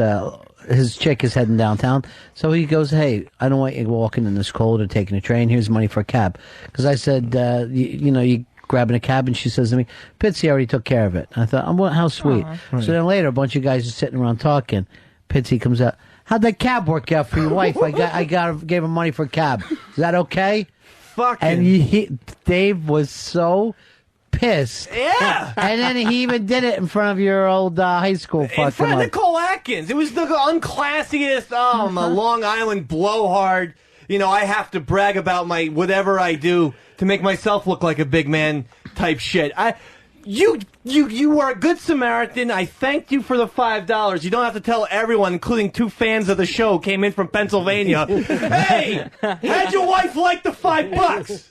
By the way, you got more tasty cakes. You eating today? You putting on your weight? Sure as shit I am. You can't tell Nicole Atkins says I look like a big pepperoni piece of garbage. She said that to me yesterday. She called you pepperoni pizza? Yeah.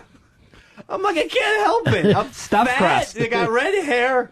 It just look terrible. But, you do something nice. Don't call attention to yourself, Pity Fang. First of all, I never got a thank you from you. I got a thank you from Casey. And shouldn't that be enough? No, because that's his wife. He should be taking care of her. I don't have the fuck. I have credit cards. And these New York cabbies do not take the credit cards right now. A lot of them do. And what Dave hasn't told you is that Lily. the past 2 times we went out drinking, I've paid for his tab, too. And thanks for telling that to Mr. Bangton and Whatleys, respectively. We got to do something for him, You Watley. fucking You're the asshole. executive producer. He can't live like this. He's drowning. I understand. Under Earl, he had 2 gigs. He got me potato skins and a couple Jack and Cokes, Mr. B. He is talking like he's Michael Corleone. I hate him so much. I love Lily right now. You have every reason to hate him. He did something nice for your wife, something nice for you, and he's got to bring it up to everybody. He takes all the classiness out of it.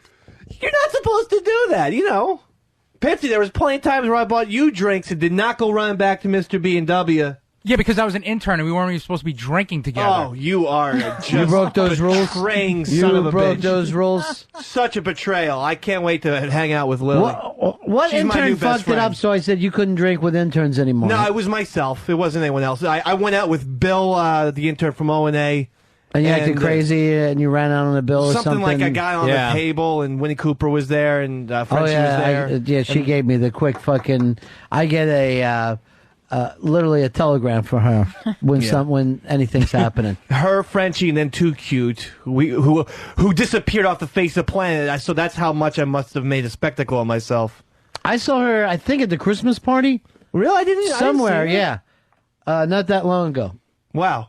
But irregardless. Or maybe I'm wrong. Maybe it was a long time ago. So that cut that off. She got a new boyfriend. When chicks get a new boyfriend, you don't see him for a while. No. You remember he was a rock climber? Yeah, so now guess what she is? A rock climber. That's why I fucking hate women. Because they act like, if they fucking have a guy who's a biker, all of a sudden they're wearing leather. We love it. We take the bike out to the desert. I go, do you? You decided now you're a biker. Oh, yeah. Because I remember when you were a surfer. And all you like to do is go places. Oh, we love deep sea fishing. Oh, is that right? Do you know? That's your new fucking thing. A man can't be friends with a woman because they change into whoever they're dating. They become a complete reflection of the person they're dating. Yeah, girls do that all the time. Why? I don't know. What is wrong with you people? We just want to, eat, sleep, and drink that person. So we just want to be everything that they are, and Now I'm trying to think if a guy ever becomes interested in what a girl's interested in. I think they're forced to sometimes. I can't married ever. men are like, oh yeah, I got to go here with the missus or something like that. But it's maybe if forceful. you like going to her in-laws house, your in-laws or something. That's something you would never fucking do. Mm-hmm. Oh yeah, we're going over to the christening. No, you don't want to fucking do that. You're lying by going to that christening. Man, I think when a guy starts going out with a chick at the beginning of the relationship, maybe he pretends to like the same music she likes, and then finally, if they're going out for a year, he's like, I have always had this fucking Depeche Mode pure shit that you're into. Same with friends. You'll always go. You'd go along with friends. She's great. I really like her and all. And then right at the end, you're like, everyone will just go, I fucking never liked her at all. So you will act like you like your friends. Yeah. The girls' friends. Yeah. Right. Oh yeah. But Will you? All right. Let's suppose your buddy is dating a girl. Do you act like you like her like too? her? Yeah, but then I had that recently. Then whenever they split up, that's when you first go to your mates. Did you ever fucking like her? And right. Nah, she was an out bitch. I know. But then you put up the acting. You're like, oh, she's great. I'm really happy for you. And then it's very rare. It's very rare to ever tell each other the truth. I don't know what it is about the human species. We just don't do it. I think that's where you can. You can't tell your friend that you don't like the person that they're dating because even when they break up. You're I always hate that they'll get mad at you. A lot of times it will ruin your relationship with that person. It's happened a lot of times. Like a good friend of mine was dating this guy who was the biggest piece of shit. And I told her, I was like, I don't like this guy.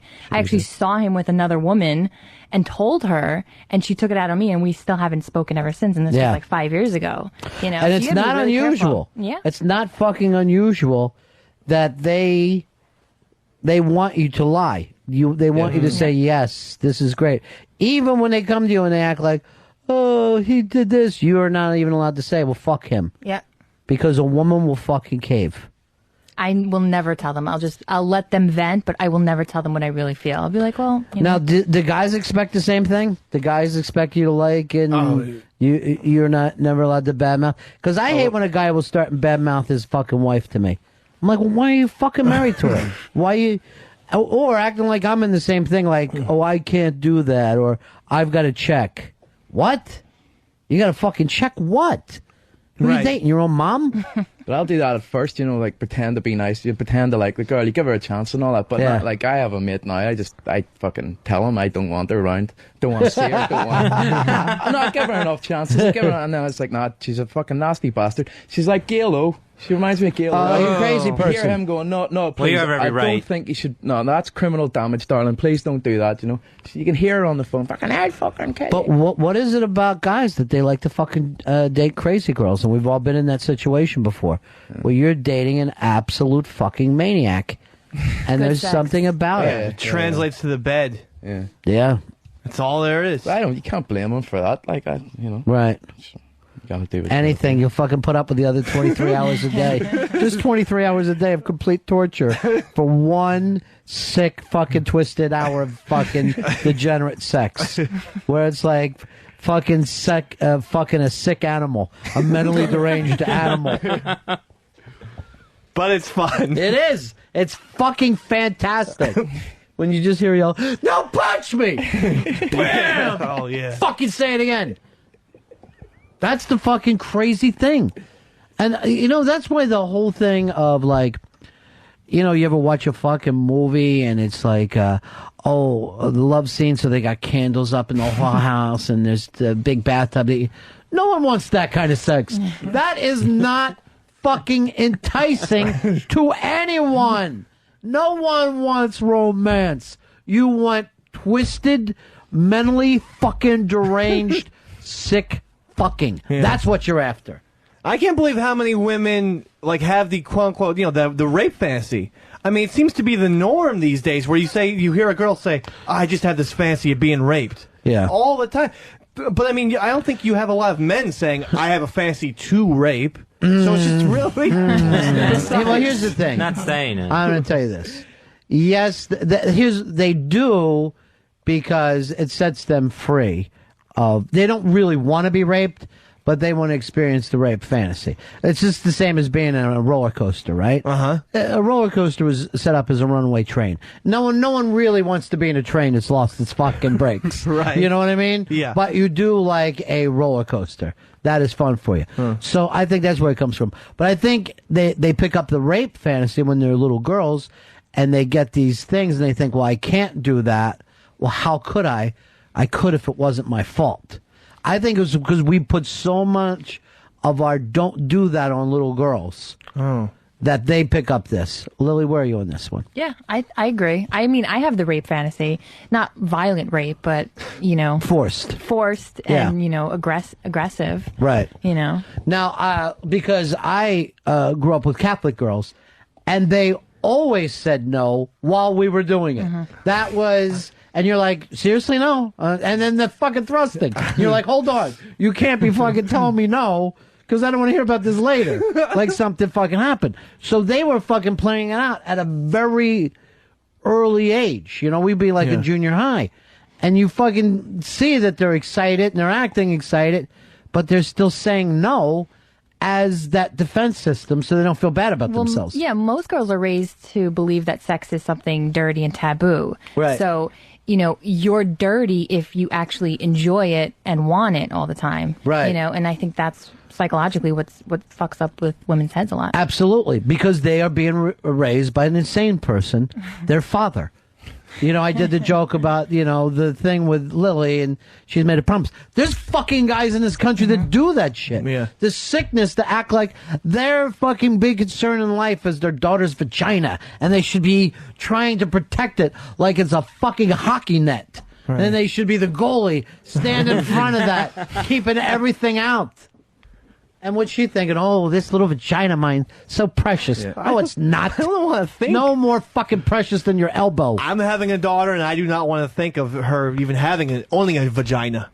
Here's the thing. Have her rent one. I say it's not the man's fucking concern between her and her mom. Whatever happens, I know nothing. No. You're fucking Colonel Klink when you have a daughter. I never want to see it. I don't want to know about it. You just don't want to change her. Well, I said that too. But you know what? Also, Mr. B, it also the environment, I think, plays a huge role. Like my ex-British chick, she had a very stern upbringing, and when I was going out with her, I swear to God, this is the truth.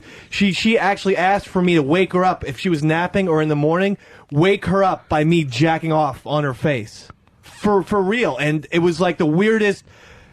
It was just such a weird Some girls want to be request. humiliated. But I was wondering, why is that? But it must have been only because of the strict discipline in that English. Well, yeah, I mean, or maybe someone jacked off on her when she was little. There's a lot of times that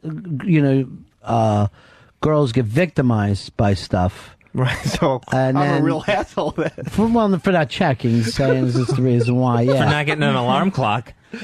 All right, I made a mistake. To me, hey, if someone says "wake me up" by jacking on my face, I'm gonna do it. I'm gonna please women. That's my fucking thing. I'm old school. I'm a gentleman. I'm not gonna lie to you about that. That was great. I'm not a psychiatrist. I can't fix you. All I can do is dive into the sickness with you. Put a little on her forehead. Just a little bit. Here's Here's Mark. Mark, you're on Ron and Fez. Hey, Ron. Hey, Fez. How's it going on? Yeah. I just wanted to say that I saw an article somewhere. A bunch of research was done that most guys would rape a girl if they could get away with it. I don't think so. Get away with it? I mean, what's that mean? Well, he means like not get arrested for it after the fact. I don't think it's true. Crazy. No, I wouldn't. I don't think go along so. with that. And conscience plays a big part of it, whether you believe in God or not. I couldn't do. I don't think most people could rape or murder anyone, even if they got away with it. You're bringing up murder. Is that your fucking thing here? No. What Rape. Is this fucking? We out in each other? Is that it? No, I meant rape. I don't know how you could be angry enough to rape and still keep a heart on. Aren't you in a fighting mood now? Aren't you fucking aggressive? Here's why can't you take your thumb off there? Thank you. Please, for the love of fucking Christ, take your thumb off line 4. Robert, you're on Ron and Fez. Hey, Ronnie. Yeah. Yeah, it was Sergeant Schultz, not Colonel Klink, that said, I know nothing in Hogan's Heroes. Big ass surprise closet, you my friend. How come none of you TV watchers corrected me? Yeah. Not a huge big ass prize closet. Go pick something up nice for yourself. Here's Kevin, you're on Ron and Fez. Hey. Yeah. How you guys doing? Good. Hey, the problem with the difference between a rape fantasy and actual rape is women that are pretending to be raped with the fantasy. It's like Brad Pitt sneaking in the window with the moon on his back. Well, but whoever fucking fantasizes about ugly people. Reality, it's some strung-out cokehead in the back alley behind a dumpster breathing whiskey breath on him, you know? All right, here's, you're exactly right. Thought that out. It's a fantasy. They don't wish to be raped. Yeah. Steven, you're on Ron and Fez. Hey, guys, how's it going? Good. Big fan. I had a friend of mine who I was friends with for about 12 years, and we were like brothers, went to his father's funeral, whole deal. He started dating a psycho chick. I mean, really crazy. I told him, your girlfriend is completely out of her mind. She's crazy. We haven't spoken in like 6 years because of it. All right, dude, you ever have a dog? Yes. That dog could fucking love you, but you can't touch his food, right? You don't go fucking pulling his food away while he's eating. You cannot come in between a man and his pussy. Your fucking friendship means nothing compared to the sexual pleasure he gets with that fucking woman. What is hard to understand about that? Yeah, but it wasn't even a question of sexual pleasure. It was a question of, I don't even think they even had sex. I think it was just along the lines of he needed something to beat him up, and she was doing that for him as a friend. That is probably sexual fucking pleasure for him. Some fucking guys like to be fucking humiliated. That's what goes on between him and his fucking chick is... But don't you think as a friend, it's a place for you to at least say something like, if you see someone being self-destructive, you know what? Normally it seems like to me is like you were the fucking big dog in his life before she became the big dog. You fucking missed having this guy that you could say, be over here in 15 minutes, you can help me move. You know what I mean? Now he got somebody who does that to him that actually will blow him twice a year. And he's not going to fuck that up with you. all right. Well, thanks a lot, guys. Take All care. right, peace. It's fucking common sense that a fucking guy is going to pick his fucking chick over his buddy. The whole bros before hoes thing is something said by fucking guys that don't get laid. It never gets said by guys that have fucking broads. You know, and if it's a bad relationship, he'll eventually realize it and come back around one day. You know, Or quite frankly, a lot of people like being in bad relationships. Yep. They like being treated like fucking assholes. They like being saying, I can't fucking go. They got their little mean mommy that they've been looking for all these years. Yeah. Why are you looking at me? I didn't looking at me. I wasn't even looking towards you. Oh, okay. Here's Kim. Kim, you're on Ron and Fez. Hello? Yeah. Hi. Is it wrong to teach my daughter that, like, if she gets herself in a situation where she might be raped, to just, like, relent and give in and let him fuck her, or even, like, blow a guy so that she doesn't maybe get the beating and maybe the murder after the fact? Did you honestly think that you called the show that could give you any kind of correct answer about that? Well, no. Do you but I mean, realize that because You realize that you could lose your daughter just for making this fucking phone call? That there is not a court in the world who would think this is the show to call? I am not going to sit here and tell you that you should have your young daughter perform oral sex on someone. That's fucking insane. This is entrapment, lady. This is entrapment. You're not going to get me. Where does she live? Seriously, like, why is, pussy such a holy thing? Like, isn't it better to just go, oh, you know what, I'll just let this guy fuck me and he'll go on his way instead of getting angry after he rapes me and think I'm going to get fucked when he beat her? Well, it is, you come up with a fucking good point here, because everything that we have about this stuff of not letting go of what happened to us, whether it's at a fucking early age or a later, it's all about ego and what we let society put the emphasis on, right? Right. Just like some guys, if somebody fucking spills their beer, they feel like they have to fucking fight. Why? I was raised that way. Well, fucking get over it. You know what I mean? Get over whatever fucking happened to you here or there. Some people had, gave somebody a hand job a fucking million years ago, and now they can't go out. Why this fucking gigantic emphasis on things that happened decades ago? Why can't we just release it? So it stays with people's head, in people's Only minds. because you allow. You know what I mean? You're the fucking person who fucking calls up the tapes to relive time and time again. But I am not going to sit here and say yes. Teach your 4-year-old to perform oral. No fucking way, lady. Call another show. It's not happening here. Ridiculous. At what age do you have that talk? Well, I think girls should fucking be, what she's saying, I don't fucking disagree with it at all. I mean, for me, get out of any situation any way you can. This whole thing, if somebody fucks with you, you gotta fight. Yes, if you can fucking beat them. That's when you fucking fight. Do you have a fucking weapon? Do you have the upper hand? This whole thing of hanging around and getting your ass kicked, that's for fucking losers.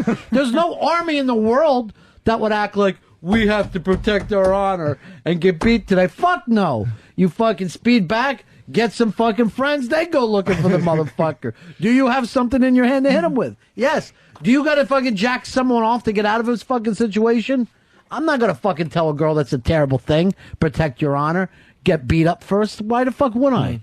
It's insane. It's insane talk.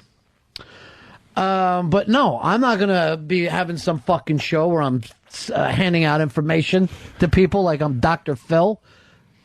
Dr. Full of fucking shit is more like it. Here's Keith. Keith, you're on Ron and Fez. Hey, how are you guys doing today? Good. Hey, you know what? I had the exact opposite. I actually had a girlfriend break up with me because I wasn't an asshole to her. Sure. I wasn't mean enough. She says, oh, all my guys that I go out with, they all treat me like shit. Why can't you do it? It's like, I just couldn't do it. I mean, I don't understand. Hey, you're a pussy. What's the big deal? You're a fucking pussy. But see, here's the thing. It's really the weirdest thing is like, why do we always want to go back to the same fucking patterns time and time again? And I brought this up before when you're a fucking stand-up. You meet fucking abused women all the time. Because you're up there acting like an asshole, and that fucking girl's in the audience. She goes, there he is. That's the one for me. That's the fucking same fucking thing. So she goes back to it time and time again. And people do that. Even if it's a bad thing, they find comfort in it, and they go back to it. We make the same mistakes over and over. We don't even fucking need, the whole karma of past lives. We'll fucking do it in this life. We keep living the same life over and over. You can move to another town. When you're a fucking junkie, you will move to another town, find the junkies in fucking 10 minutes. And people that aren't junkies never run into fucking junkies. They don't fucking, they're like, what?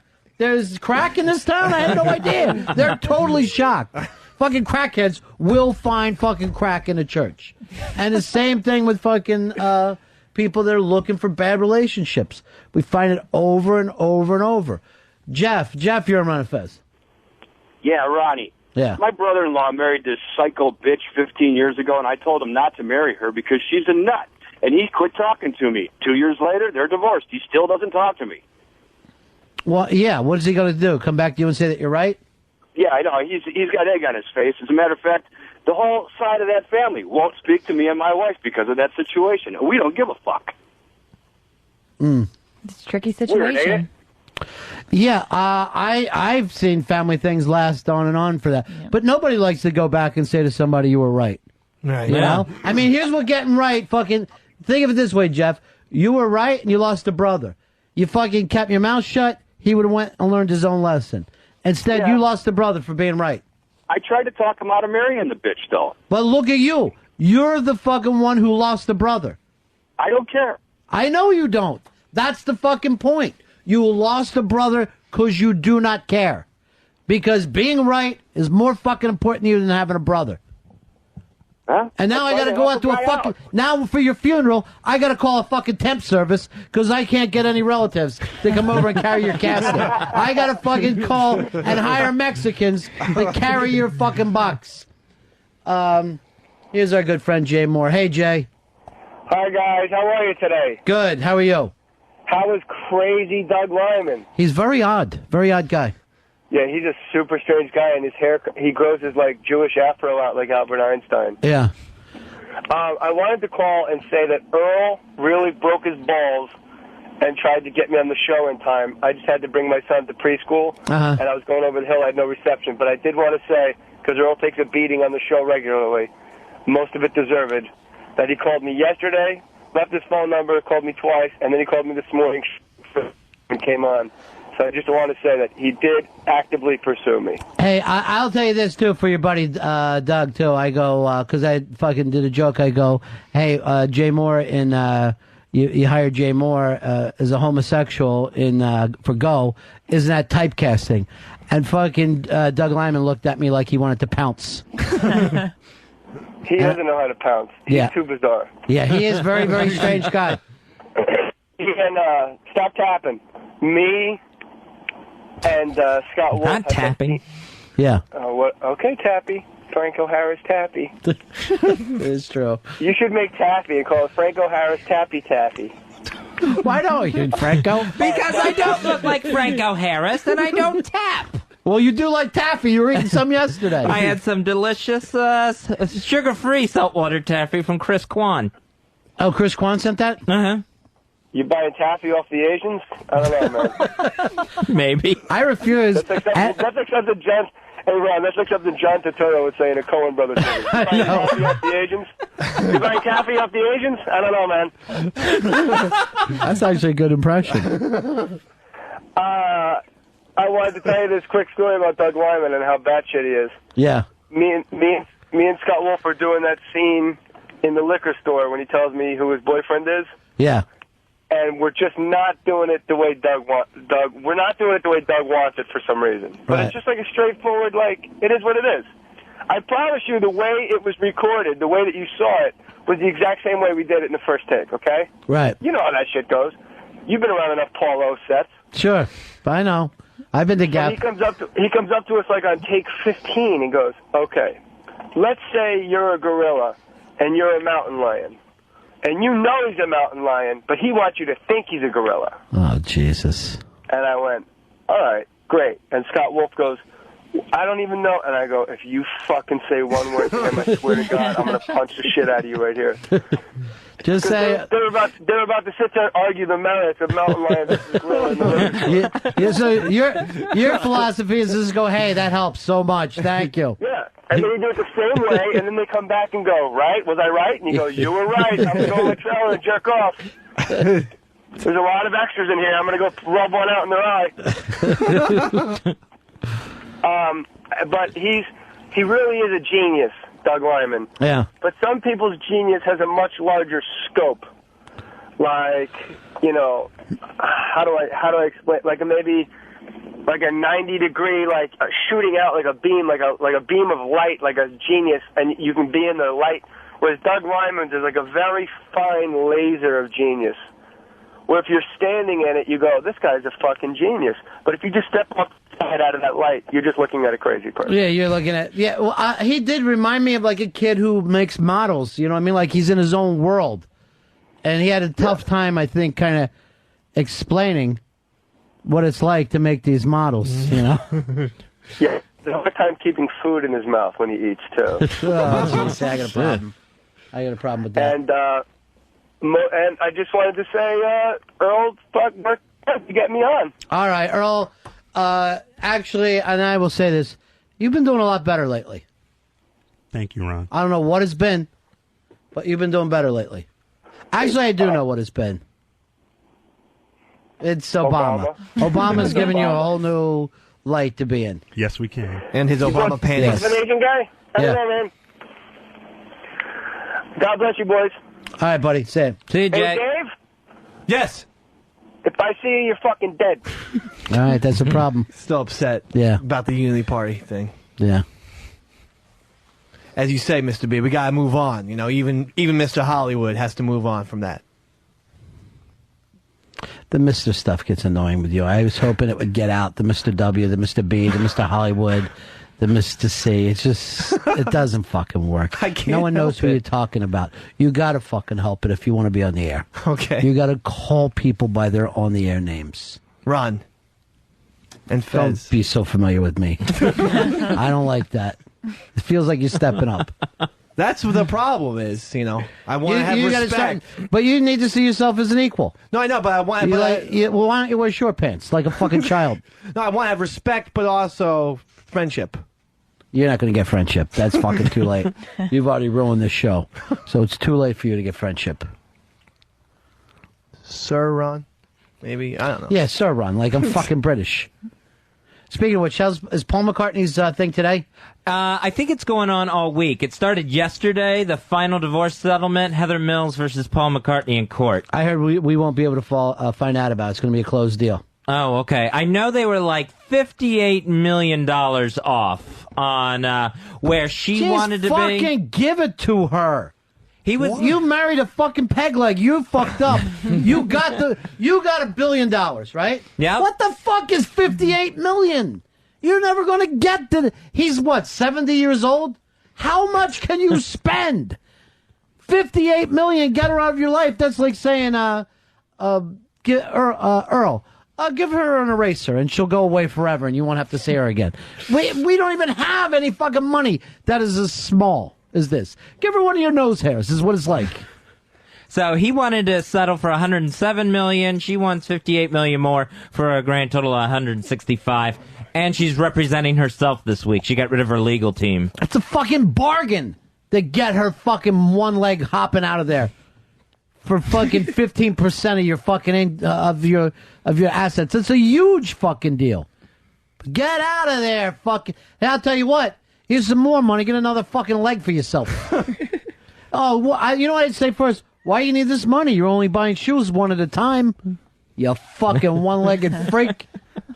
How'd she lose her leg anyway? I think car accident. No, was it not a landmine? It was a landmine. Yeah, because You fucking guys are drunk. All right, let's fucking bet money, you asshole. No, that's why Princess Di had that big thing about landmine. Not just because of her, but because Dude, I'm plenty sure of she's people. helping people with landmines because she's got one leg. Yeah, that she could grew be up it. in Britain. Where's she going to step on a landmine? I think it was a car accident.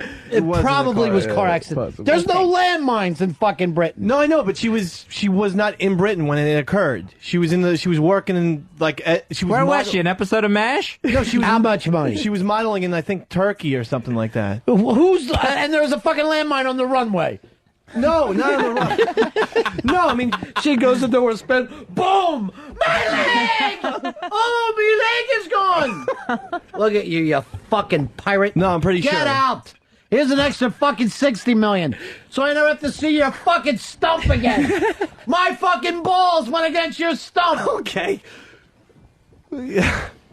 She doesn't even deserve $100 million in the first Who place. gives a fuck? Get out! He's got the money. No one deserves anything. You think fucking, and if there's fairness to the world, Paul McCartney deserves $1 billion for fucking writing fucking songs? That's fucking ridiculous already. So he should never sit around and talk about what's fair. All right, here comes Pity Fang. Here it comes. All right, in August 1993, I didn't know it was that late, Mills was stepped on a landmine in the country of Turkey. where her leg was Really? blown off. Yeah. Thank you, then. Thank you, Ron. Is Thank there- you, Ron. Is there any way I could apologize?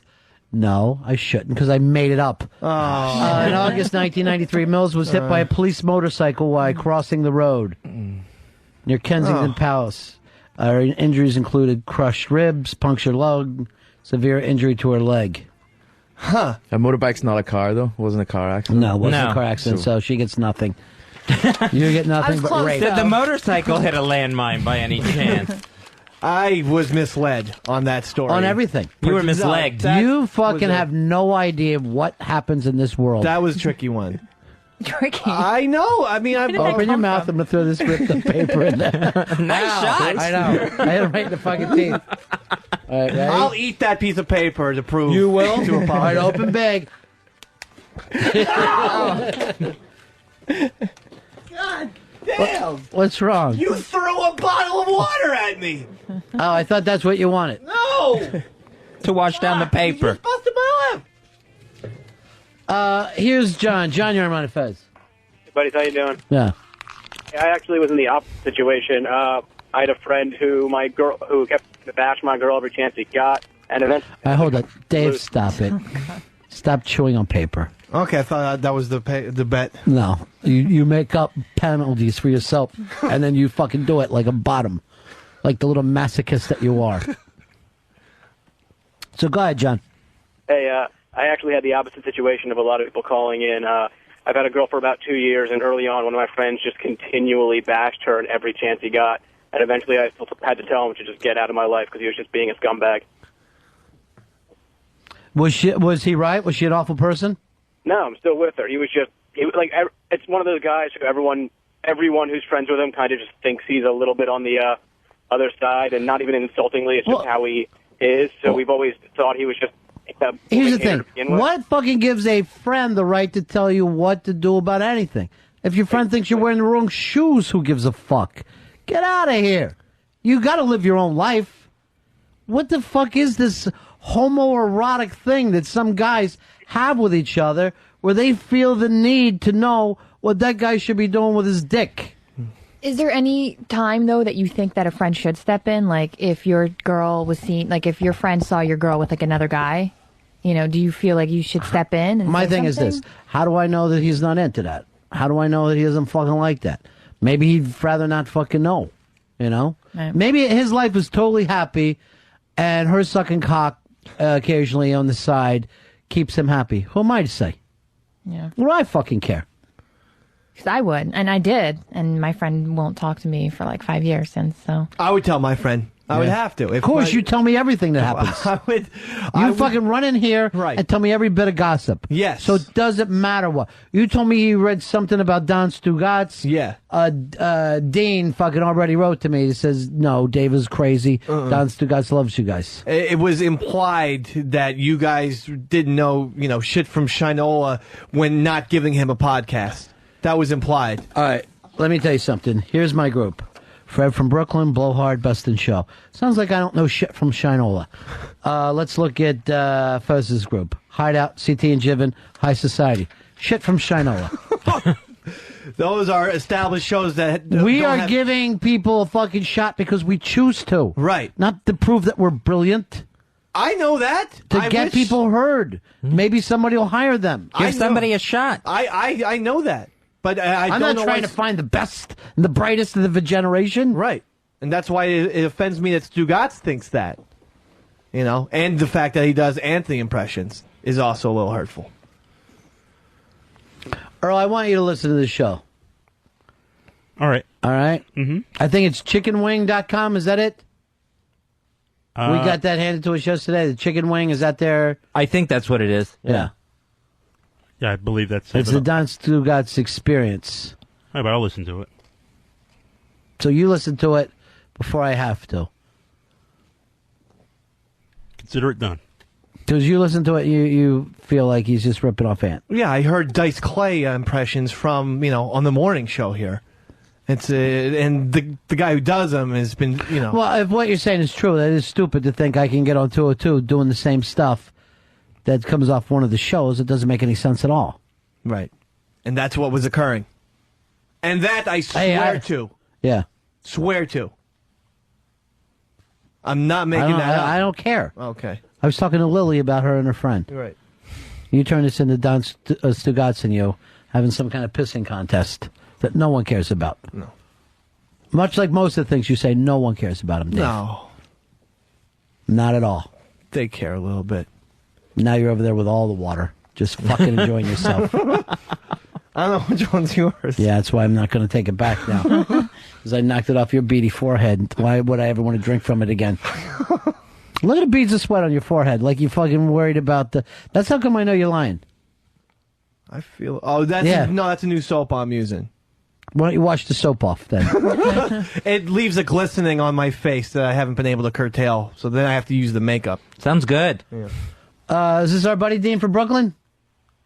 Yo, buddy. Hey, Dean, what's happening, pal?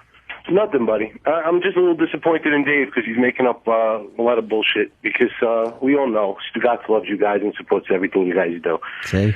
And it's just bullshit. You know, if Dave can come up with the post and print it up, I'll kiss Dave's ass on the fucking air. If he can print something up and show some proof that I'll tell you Stugotz even this. imply.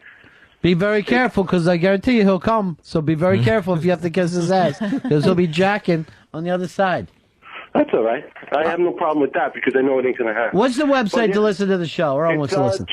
chickenwingtv.com. It has all the podcasts from last year and this year. I started on the show around November. All right, I'm fucking starving for chicken wings. I'm not going to lie to you now. Yeah. All right, my friend. All right, buddy. Thanks Peace. for everything. I'll talk to you guys later. All right. He's a good guy. I love all the Brooklyn guys. Yep. Yeah. Mikey boy. Hey, guys. I took some issue with what Dave was saying, that he said he was on ronfez.net, and Stugotz was saying all kinds of things about not being picked for the Net of 100 podcast. Well, I just checked, and Stugotz has not actually posted on ronfez.net in over a month.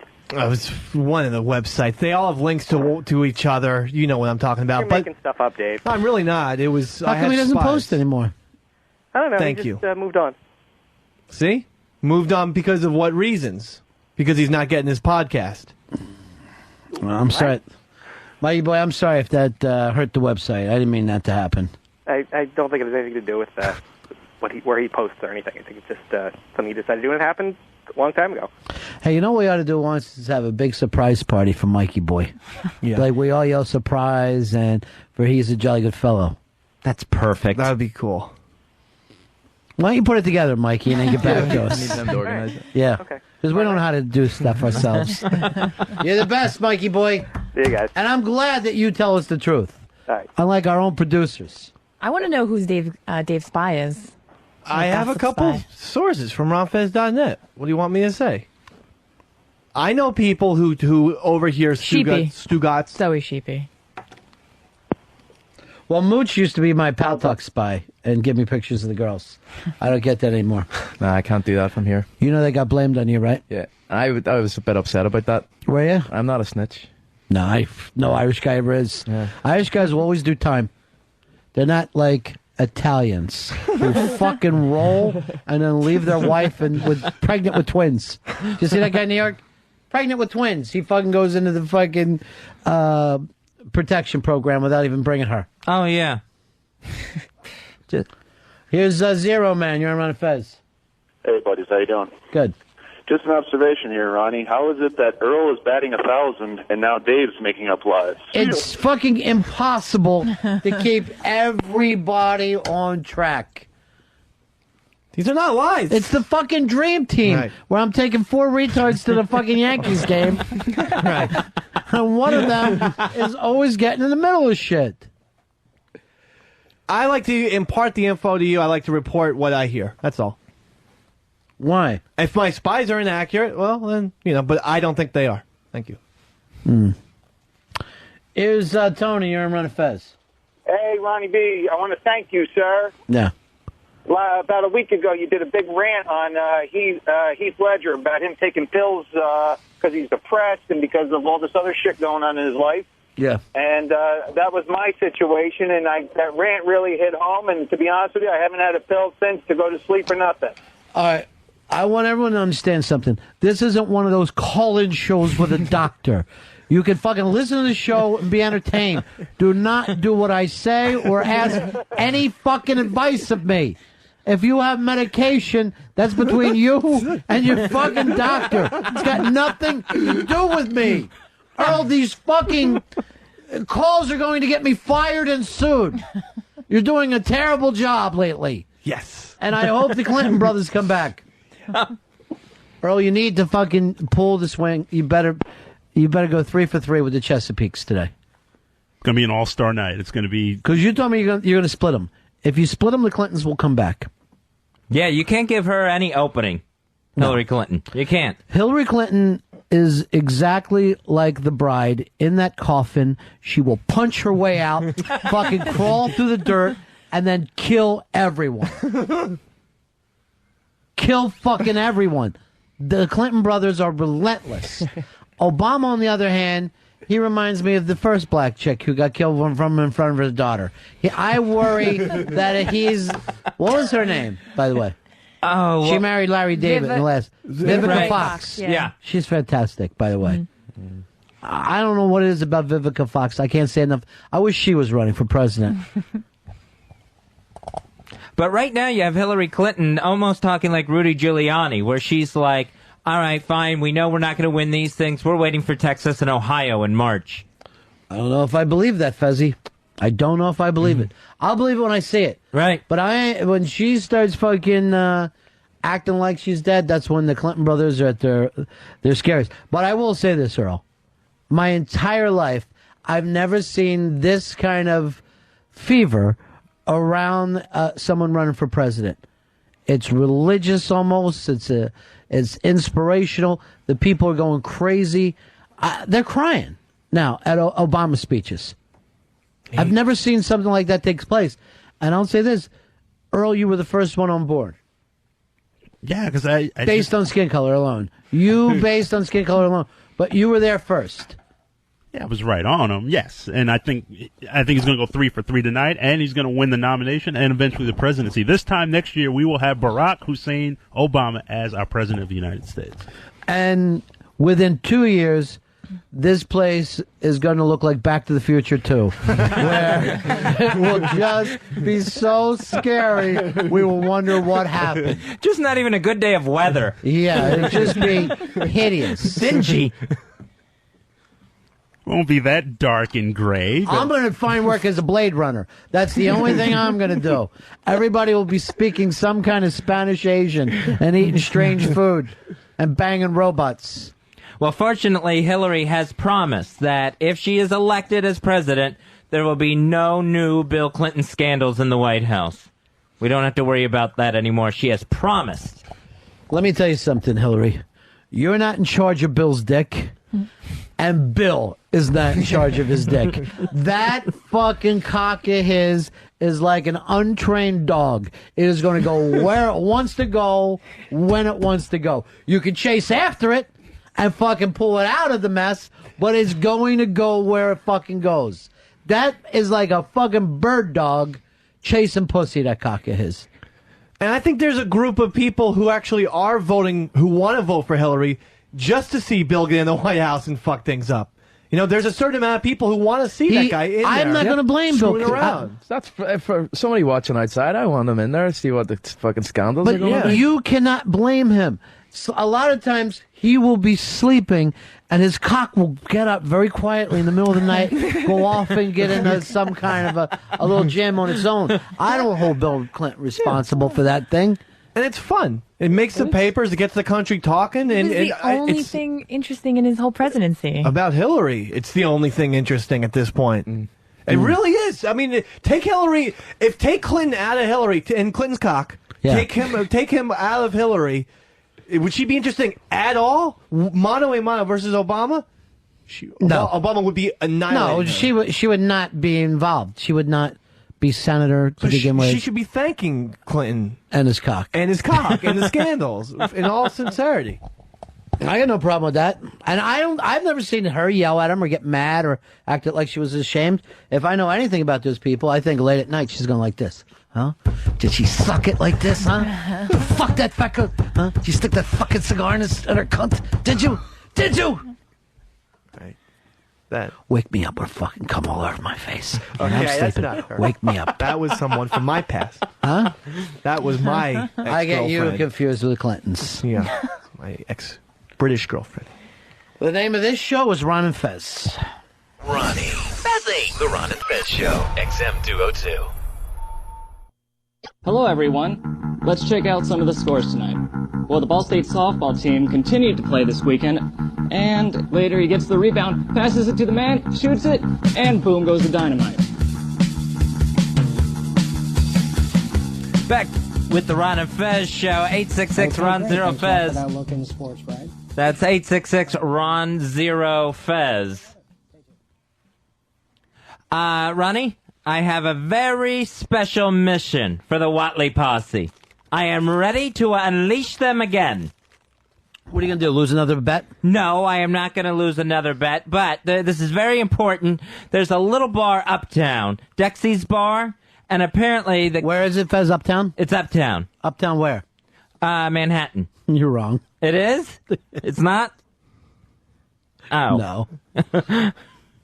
Anyway, this bar, Dexy's Bar, there's some corporate raiders coming in here trying to shut the place down. Where is it? It's on 2nd Avenue, I know that. Guess what? What? There's more than one borough.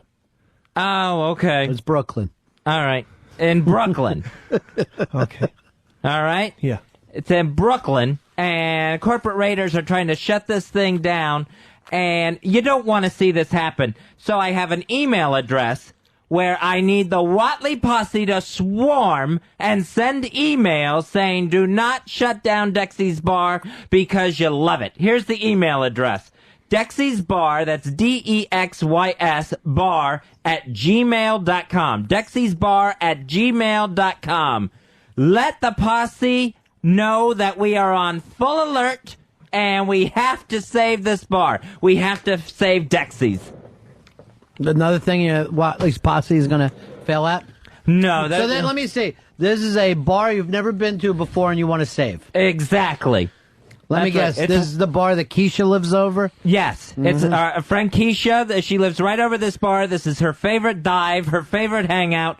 She needs it saved, and and the Watley Posse, now you have full permission. Email away. Dexy's Bar @gmail.com. Make sure you save Dexy's Bar. Say that you don't want this bar to go away. All right, here comes Mafia Life Chris wearing a hideous-looking Obey Fez shirt. What is he wearing there? Fez. That's a Fez on his hat? That's a Fez. It looks like an old man with a lunch bag on his head.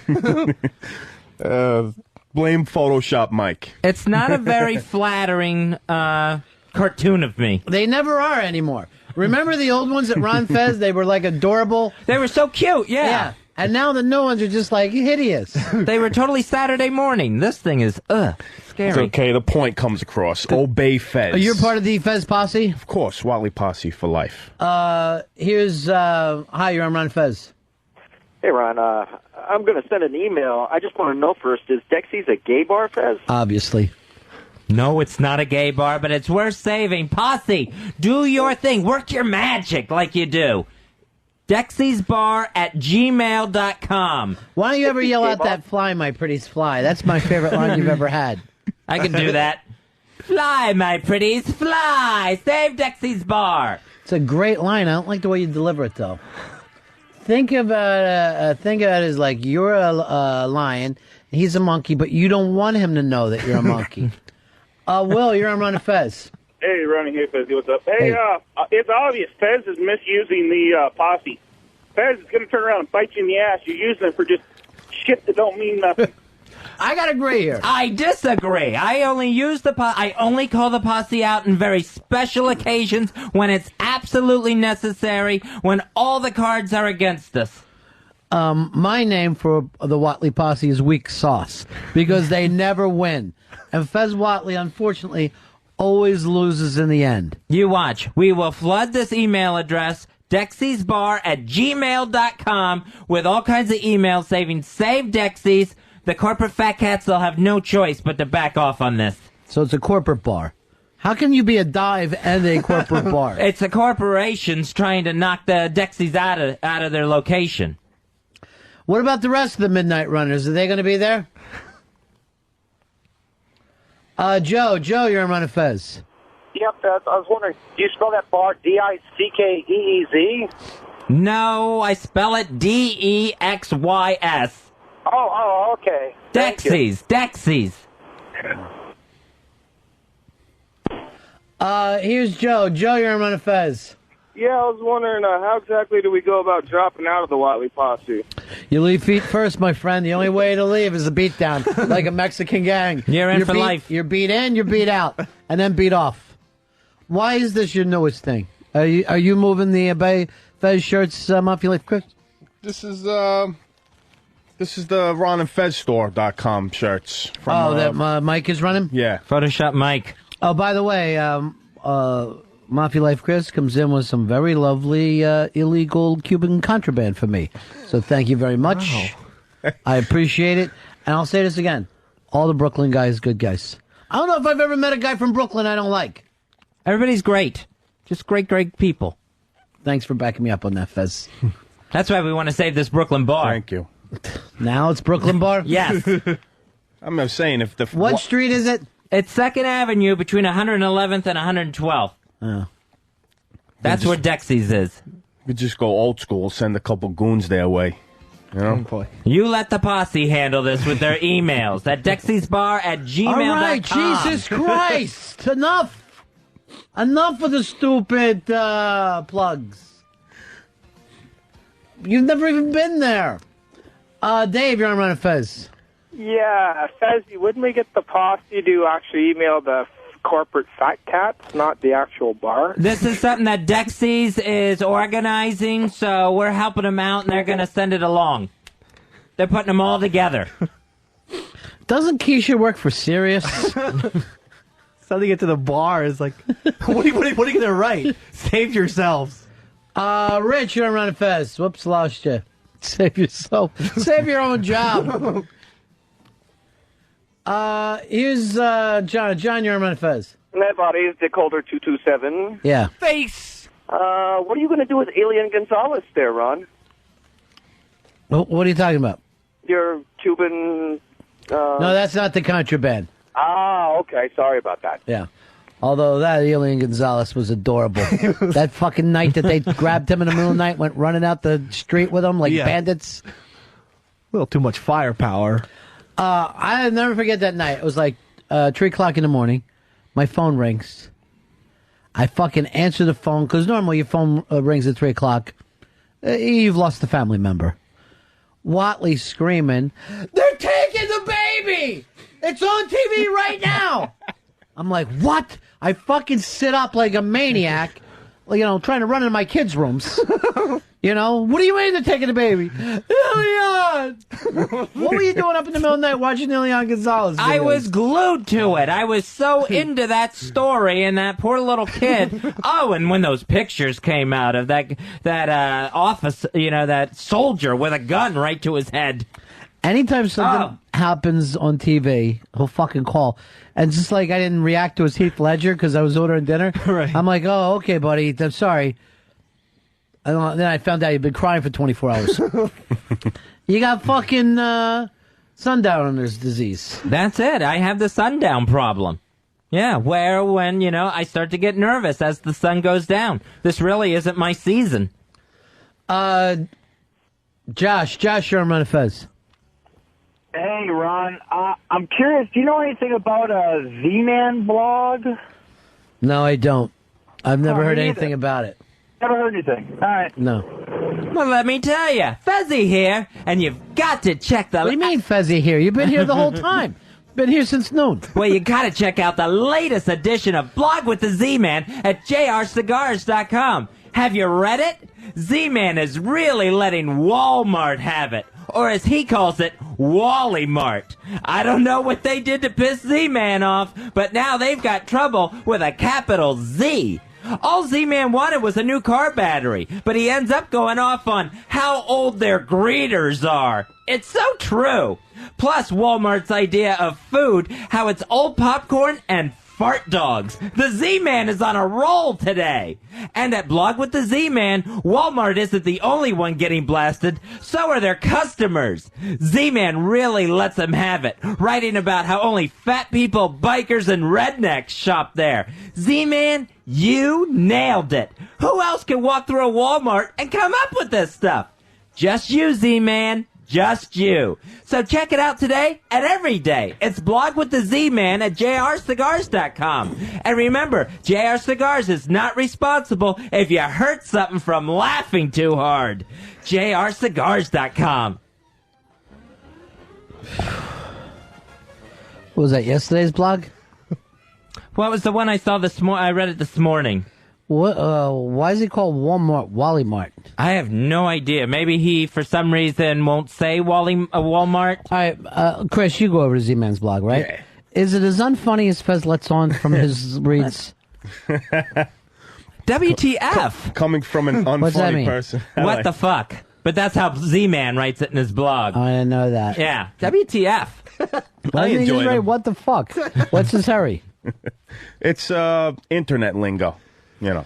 Well, he's taking on Walmart, huh? I mean, Wally Mart. Wally Mart. See, he says Wally Mart, but you know exactly who he's talking about. Why are you still talking in their commercial voice? I just get excited. So, fulfilling my pug obligation. How many more you got to do? 3? No, I think it's 18. You didn't say you were going to plug them on the air. You could go plug them at your house. Just read those things off every day at your house. And tomorrow I fulfill another part of the Super Bowl bet obligation, getting my head shaved in here. Finally, huh? Yep. You look good with a fucking bald, shiny head. There's no doubt about it. Well, thank you. I appreciate that. It is going to be sad to see his current hair go, too. He's just starting to get, the blonde bomber. Yeah. The Fargo look. You're one of the few people that could really get a mohawk and then come back from it without having to start over. Yeah, because I get these bozo sides on my hair. So the hair on the sides grows out so much faster than on top. So it totally caught up with the mohawk. All right, you're still talking the same way in the Z-Man commercial. Really? It's that easy for me. Eric, you're on Ron and Fez. Yes. Hey, buddy, I just wanted to ask Fez, is Z-Man the fat man, the biker, or the redneck? Well, he does go to Wally Mart for his car batteries. I know this. He's from North Jersey, and he doesn't have a motorcycle. So we'll just leave it at that. 866-RON-0-FEZ. 866-RON-0-FEZ. What else is happening in the news there, Fezzy? There was a plane leaving Newark Airport yesterday that had to make... Oh, that is news. Ladies and gentlemen, the airport's open. And now they've got flying machines. It had to come back to the airport immediately, got up to 10,000 feet, and got hit by lightning. So it had to return. I didn't think a plane could get hit by lightning. I thought just the opposite. I thought they get hit by lightning all the time, but it doesn't hurt them. Well, they are metal, and they're at the top of the sky. Why couldn't they get hit by lightning? Because it was in the air, and there was nothing grounding it. Like, the lightning has to have a connection. With the ground. Why wouldn't the plane be a connection? There are frequent lightning strikes up in the air. I thought it happened all the time. I thought maybe it was the altitude. Maybe it wasn't high enough at the time. Yeah, you get above it. But I always thought that you do get hit by lightning, but you're fine. You would seem more susceptible to weather, wouldn't you? I mean, if you're flying in the clouds, you're right there. You're at ground zero to get the lightning, the sleet, the hail, and all that shit. Yeah, I would think you're a primary target. I thought a lot of times, like when you're up there and you're bouncing around in the rain, and sometimes like the lights flick on and off.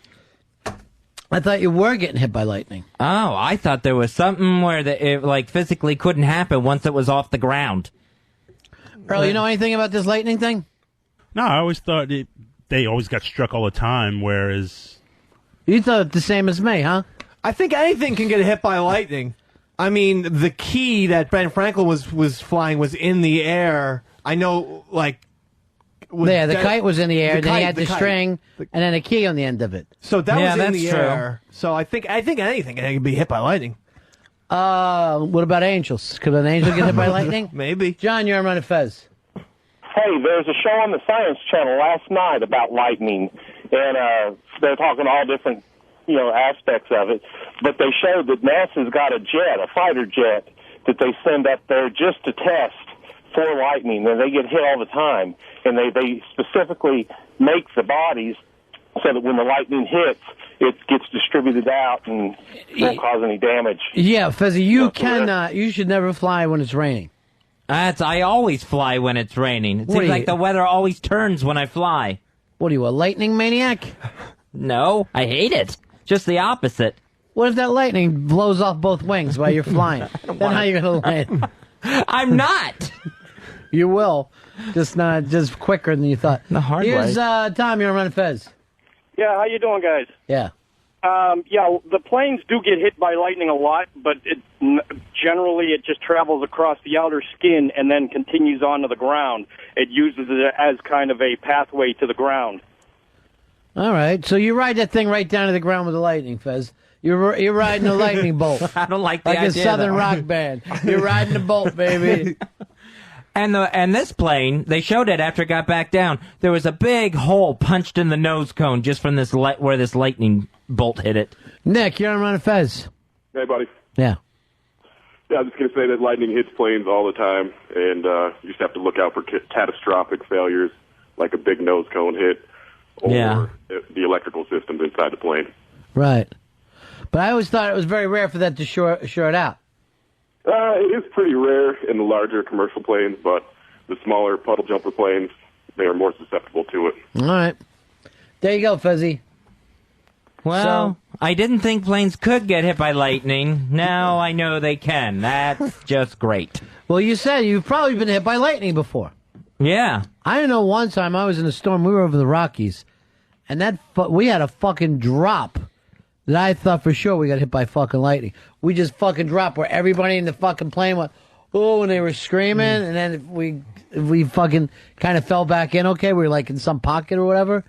And then the fucking guy, we're coming back from the coast on this thing. This guy I'm with, he fucking stands up on the fucking seat and starts screaming and yelling at everybody in the plane like, yeah! Like making scary fucking faces. It was the funniest fucking shit, man. Fucking Berkey, crazy as a loon.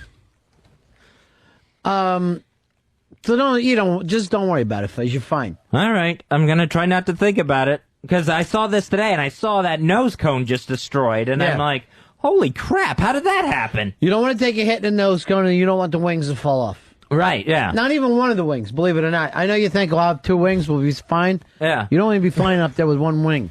Yeah, it's not like the engines where maybe they can make it. Hey, this Sunday night, it's a night of unity.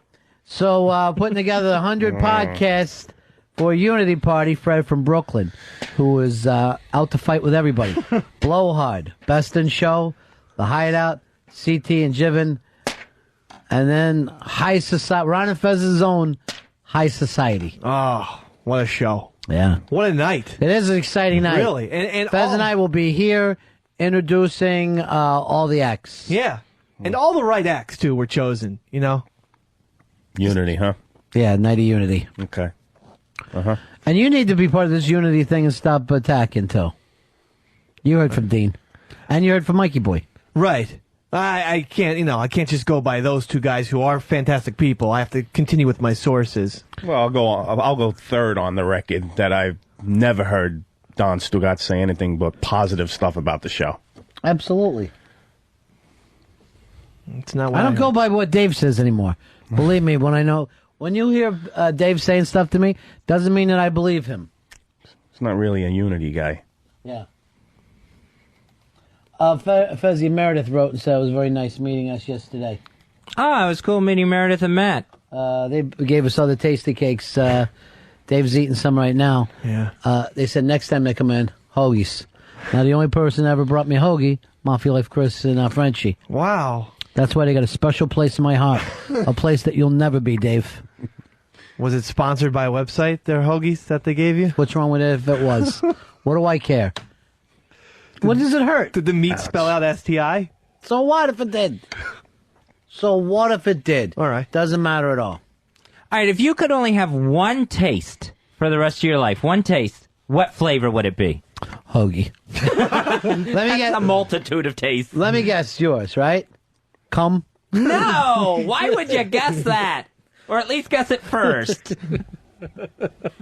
Man. Well, here's the question right away. All right, so, like, if I pick banana, everything's going to taste like banana, right? Right, you can only taste banana. So a steak will taste like banana. Mm-hmm. Well, at a certain point, won't you be able just to taste nothing? I mean, if everything tastes like one thing, it will then just be nothing. How could it have a taste anymore? If everything tastes the same, your Right. spit, water, whatever, then you will just assume that there is no taste to it. It's like your mind takes over. You might as well be tasteless at that point. Yeah, but if it's like, let's suppose Fez, everything tastes like cum that he eats. Right. Fucking What? No, it's cereal not. tastes like cum. Soda tastes like cum. He's having a little pudding. Tastes like someone came in Right. his mouth. Wouldn't after a while you tasting cum. There is no taste to that. That just becomes nothing. No, I think I have to disagree. I think you're still going to be tasting the cum all the time. I Let's truly use believe chocolate. All right, the chocolate cum. tastes like cum. But, no. In all honesty, as long as we have No. taste buds, we're going to be. Fez, How gonna would be you tasting have a that cum. taste bud if you only have one taste? The only way you know you have a taste bud is to differentiate. All right? Uh-huh. So when you only have one of something, how can there be a difference? Well, I mean, over time, so you're talking about like an evolution over 2,000 no, years. I'm just saying. Yeah. You taste banana. At first, I think you would taste banana everywhere, right? Yeah. Yeah. But after a while, how would banana have any taste? It's the only taste you know. You know what I'm saying? You get used to it. It's like if you're in a room that has like some fucking gas leakage, right? It doesn't take long. You don't smell the fucking gas anymore because that becomes like almost the smell of the room. Uh-huh. And that's what I'm thinking with the banana, or in Fez's case, cum taste. Right. Chocolate. It just seems like, if you... I don't know if you know something, Fezzy. Black people don't cum chocolate. I know that. Chris, you're on Ron and Fez. Hey, how you doing, guys? Yeah. I think you got the question mixed up. I think he's asking, could you taste sweet, sour, tangy, like that? Like a coffee with one sugar would taste different than a coffee with 9 sugars. Why would it, though? He's saying you can only taste one thing. Yeah, he said You one can't flavor. taste sweet. Nothing would have a sweet taste. It would have more. Let's suppose it was just coffee. Coffee would just taste like more coffee. You wouldn't have a cinnamon coffee. You wouldn't have a sweetness to it. Right. It would just be one taste. The coffee flavor. You would not be able to change it. My point is, I think now you're stuck with no taste at all because you're only tasting one thing. But I don't think your taste buds are rendered impotent. I still think that... How could they not be? You're only tasting one thing. Because you're still having a tangible flavor to taste. But it's only one. So after a while, that's all you know. Everything tastes the same. But aren't there different taste buds, like that? What that guy said, different taste buds for different things. So, like, if the flavor you picked was lemon, you would lose all your other taste buds, but you would still have the taste buds that tasted lemon. Right, but my point is, because you're only tasting one thing, right? Uh-huh. That now becomes normal reality after a while.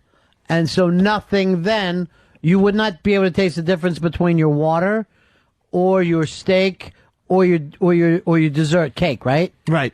If that happened to you, wouldn't everything just taste like nothing? No, I think it would still taste like banana because, okay, say if you are looking outside the window, and there's a tree in a house. As long as you have eyes, you're still going to see that tree in a house. All right, Matt, you're on Ron and Fez. Yeah, I think you're both somewhat correct. Ron, I agree with you in that everything would eventually taste the same, but because you've already established those certain tastes, you know that it tastes like banana or it tastes like chocolate. All right, so if this happened to a baby, no taste at all. It would fall for nothing has a taste. Where I'm going to be able to go like a blind person that's had sight for 25 years, I would be able to go, okay, now I do know, I have some kind of recollection. Right. That's interesting. I still think over time your taste buds fall into nothingness. Like a learning process is what you're going at. But what's your taste, Fez? Pez, cherry flavored Pez? No, I was going to say chocolate, yeah. Just have everything taste like chocolate. Why? You ever eaten too much chocolate?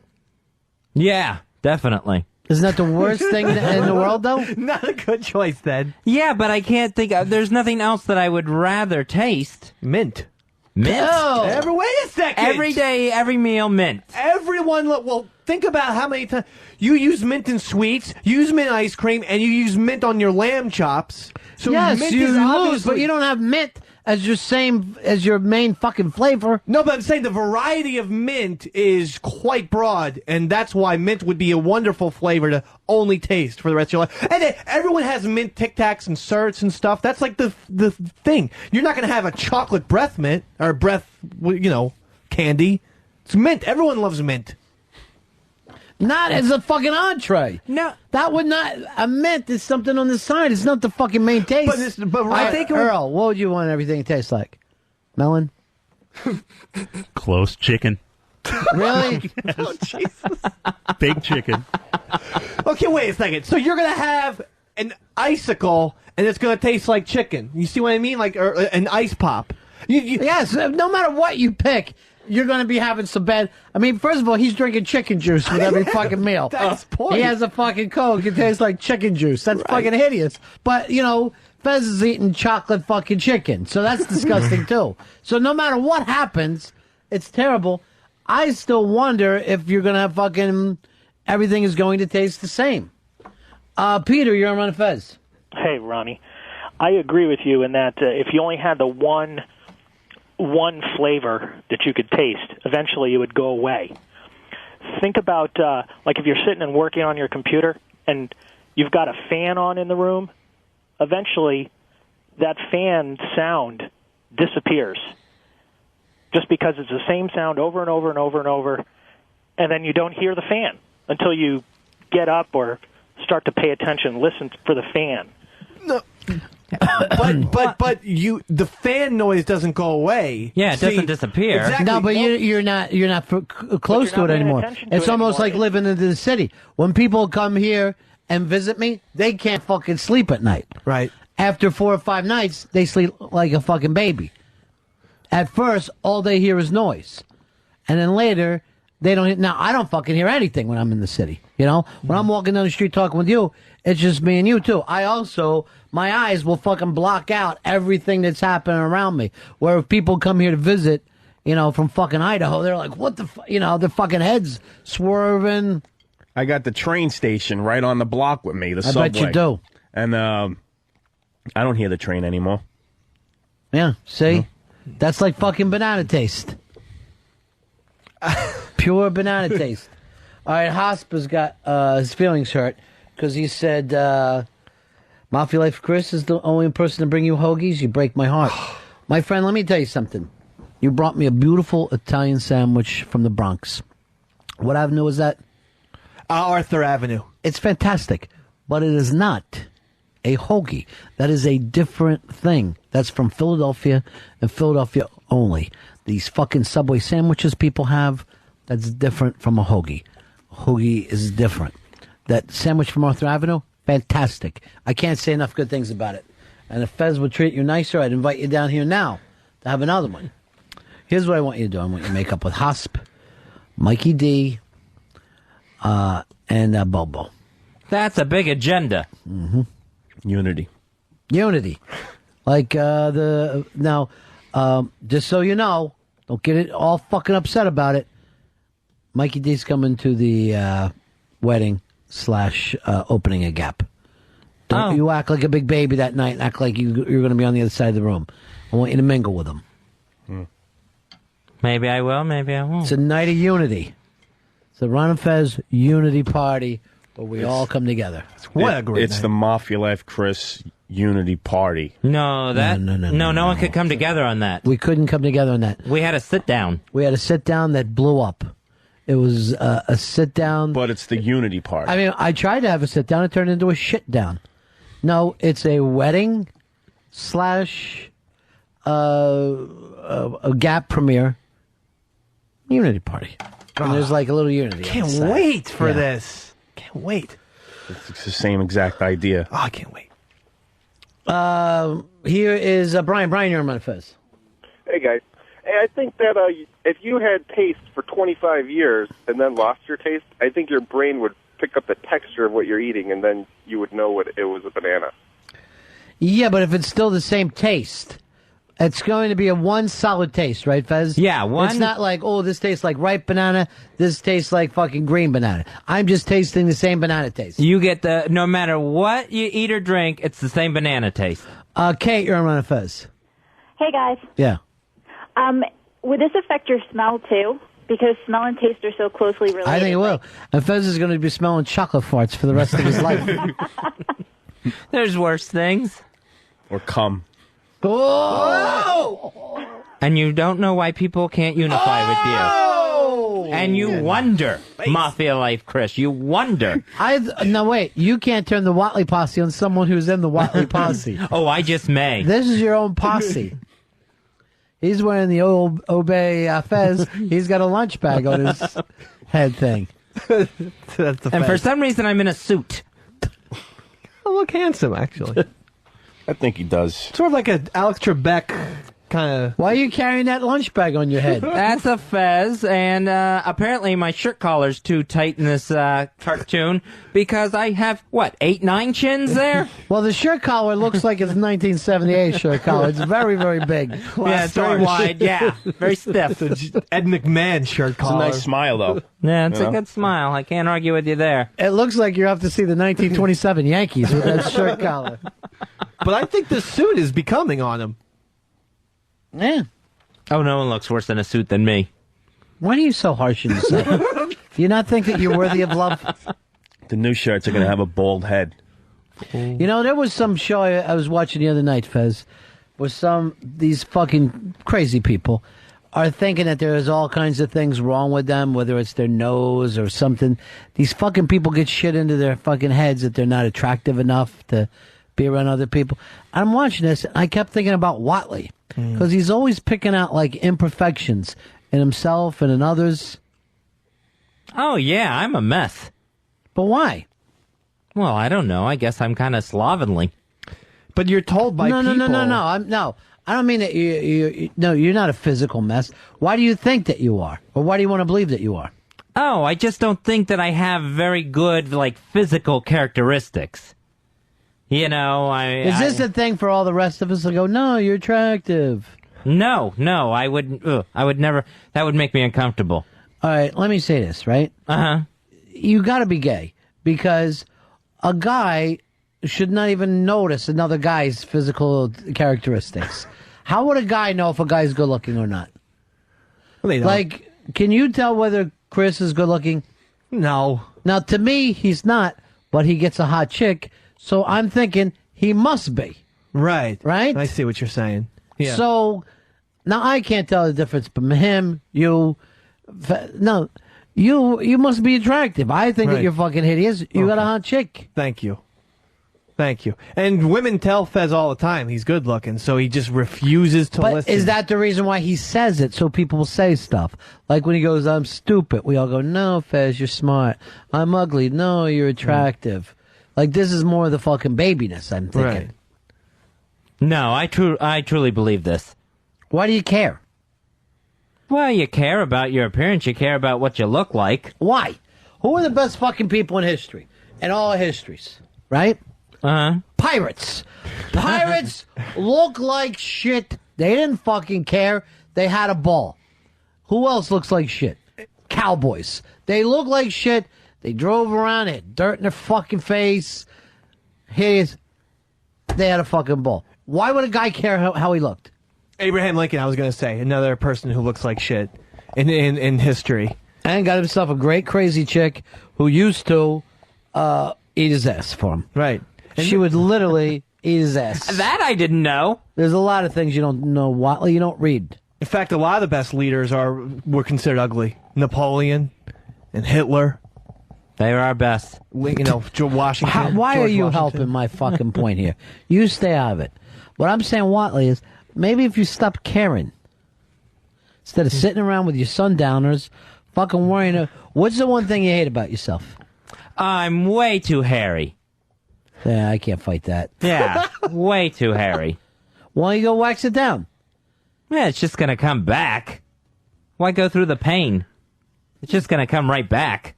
Why cut your hair? Why do anything? It's all going to come back. Is that why your family never mows the lawn? Here's one of those Florida families. They dig up the lawn, they put pebbles out front. Oh, God. You can never play football. Say some time. It's the worst fucking look in the history. And who wants to get rid of lawn? Those fucking people down in Florida. And somehow that grass just keeps coming back anyway. It gets through. I would just like to say to the 9/11 people, you bomb us, and look at these motherfuckers down there. They don't even take care of their lawns. Why don't you pick on somebody else for a change? Start 9/11 other folks. How do you even play lawn darts? There's so many things you're missing out there. They don't care. You don't. They fucking down there in Florida. They all, even if you're young, you're old. That's how fucking Florida is. Oh, speaking of which, so the Z-Man invites me out Saturday, right? Oh, I want you to come to this restaurant. It's the best restaurant in town. The guy, blah, blah, blah. I want you and your chick to come meet me and my chick. I went to high school with this guy. Best restaurant in town. I'm like, okay, fine, we'll come. Afterwards, we'll go to Club Macanudo. We'll have a cigar. It'll be great. Big Manhattan night. He's going to come in from the suburbs. I'm like, fine. He keeps writing his emails. You going to come? So I got to get this thing like that. Yes, I will come. He sends back. Guess what time I'm meeting him there? 5:45 on a Saturday night. The fucking early bird special. Mama. 5:45. He's in 5:45 on a Saturday. He might as well be taking you out for soup and crackers. Sundowners are still out at that point. He's got a long drive, I guess. I guess so. I don't know whether it's a fucking he's getting a deal. You know what I mean? The 5:45 deal. Of course he's getting a deal. Why bother? Why call it a night? Why not someone to meet you for lunch? Who eats at 5:45 in the city? My 68-year-old parents don't even eat that early. So I don't, I ain't gonna say nothing to him about it. I'm gonna let it go. Fez is fucking pimping his blog for him. They're buddies. I hope he brings you some cigars. He's coming in tomorrow to see your head shaved. Oh yeah, he's all excited about that. Yeah. He gets to claim my hair. So yeah, if he'd like to bring me some cigars, I'd love them. Love some cigars. You're a regular guy now. Oh yeah. You're one of the guys. Yep. I like to light it up. You're a hairy guy. I am. Pretty furry. You worried about Coco saying that? I worry about anyone seeing it. You notice he won't specify her? Like she doesn't exist. She exists. I talked to Coco. You're very hairy down in the bikini area? Like, can you even see? What does it look like? You're wearing fur gym shorts? He can't see his dick. Can you see your dick through that fucking hair? Yes, I can see my dick. All right, pull your pants down. No, I'm not showing anyone. He looks like the He-Man character Moss Man. Just furry with a little head on it. No, that no comfortable. No one gets that reference. They should. But he said not that bad. He said not that bad. so it's kind of not bad. hairy gym shorts bad. But it's still pretty bad. It's bad. Why are you trimming up? Well, I don't know. Why bother? I thought this was the year of fucking Coco. Is Coco the one? You're in February. This thing has got to be a done deal June 1st. Yeah, I know. So I'm still talking to Coco. I'm still working her. You don't have to work her. That's the whole point. That's the problem. She's not the type you work. She is open and agreeable to this situation. So yeah, Coco is still my one. Definitely. Fez, I could let you borrow my electric clippers, I swear, because I shave down there. I don't want to use anything that's been through your red sagebrush. I was very excited to hear Lily's news. Right. Skinless cat was the way. Not skinless. She keeps the skin. She's not going to take the fucking skin off. What'd she say? Hairline, whatever. Muscles and tendons. Oh, that's gross. See, I can't be with a woman with muscles and tendons that are exposed. She likes it close. Earl, would you fuck a woman that had no skin? No. Oh, why not? You know, Fez? No for me. Absolutely. Wouldn't you want a weird experience like that? Chris? No way. What's wrong? I think that would be so fucking amazingly interesting to see a human's anatomy while you're fucking them. Let me just say this. If I had a woman with skin, no. But if I didn't, I'm fucking that muscular fucking thing. Of course. What was that, Bodies exhibit? Yeah, it would be like fucking bodies. It's like having sex with one of them. No, but in a real serious... Let it be alive, though, right? Oh, And yeah. not- it's not Yeah. in pain. No. It's just a person without skin. Just no skin. Why did we have skin? I mean, if you really think of it, skin isn't all that fucking nice. For that, we're always acting like it is.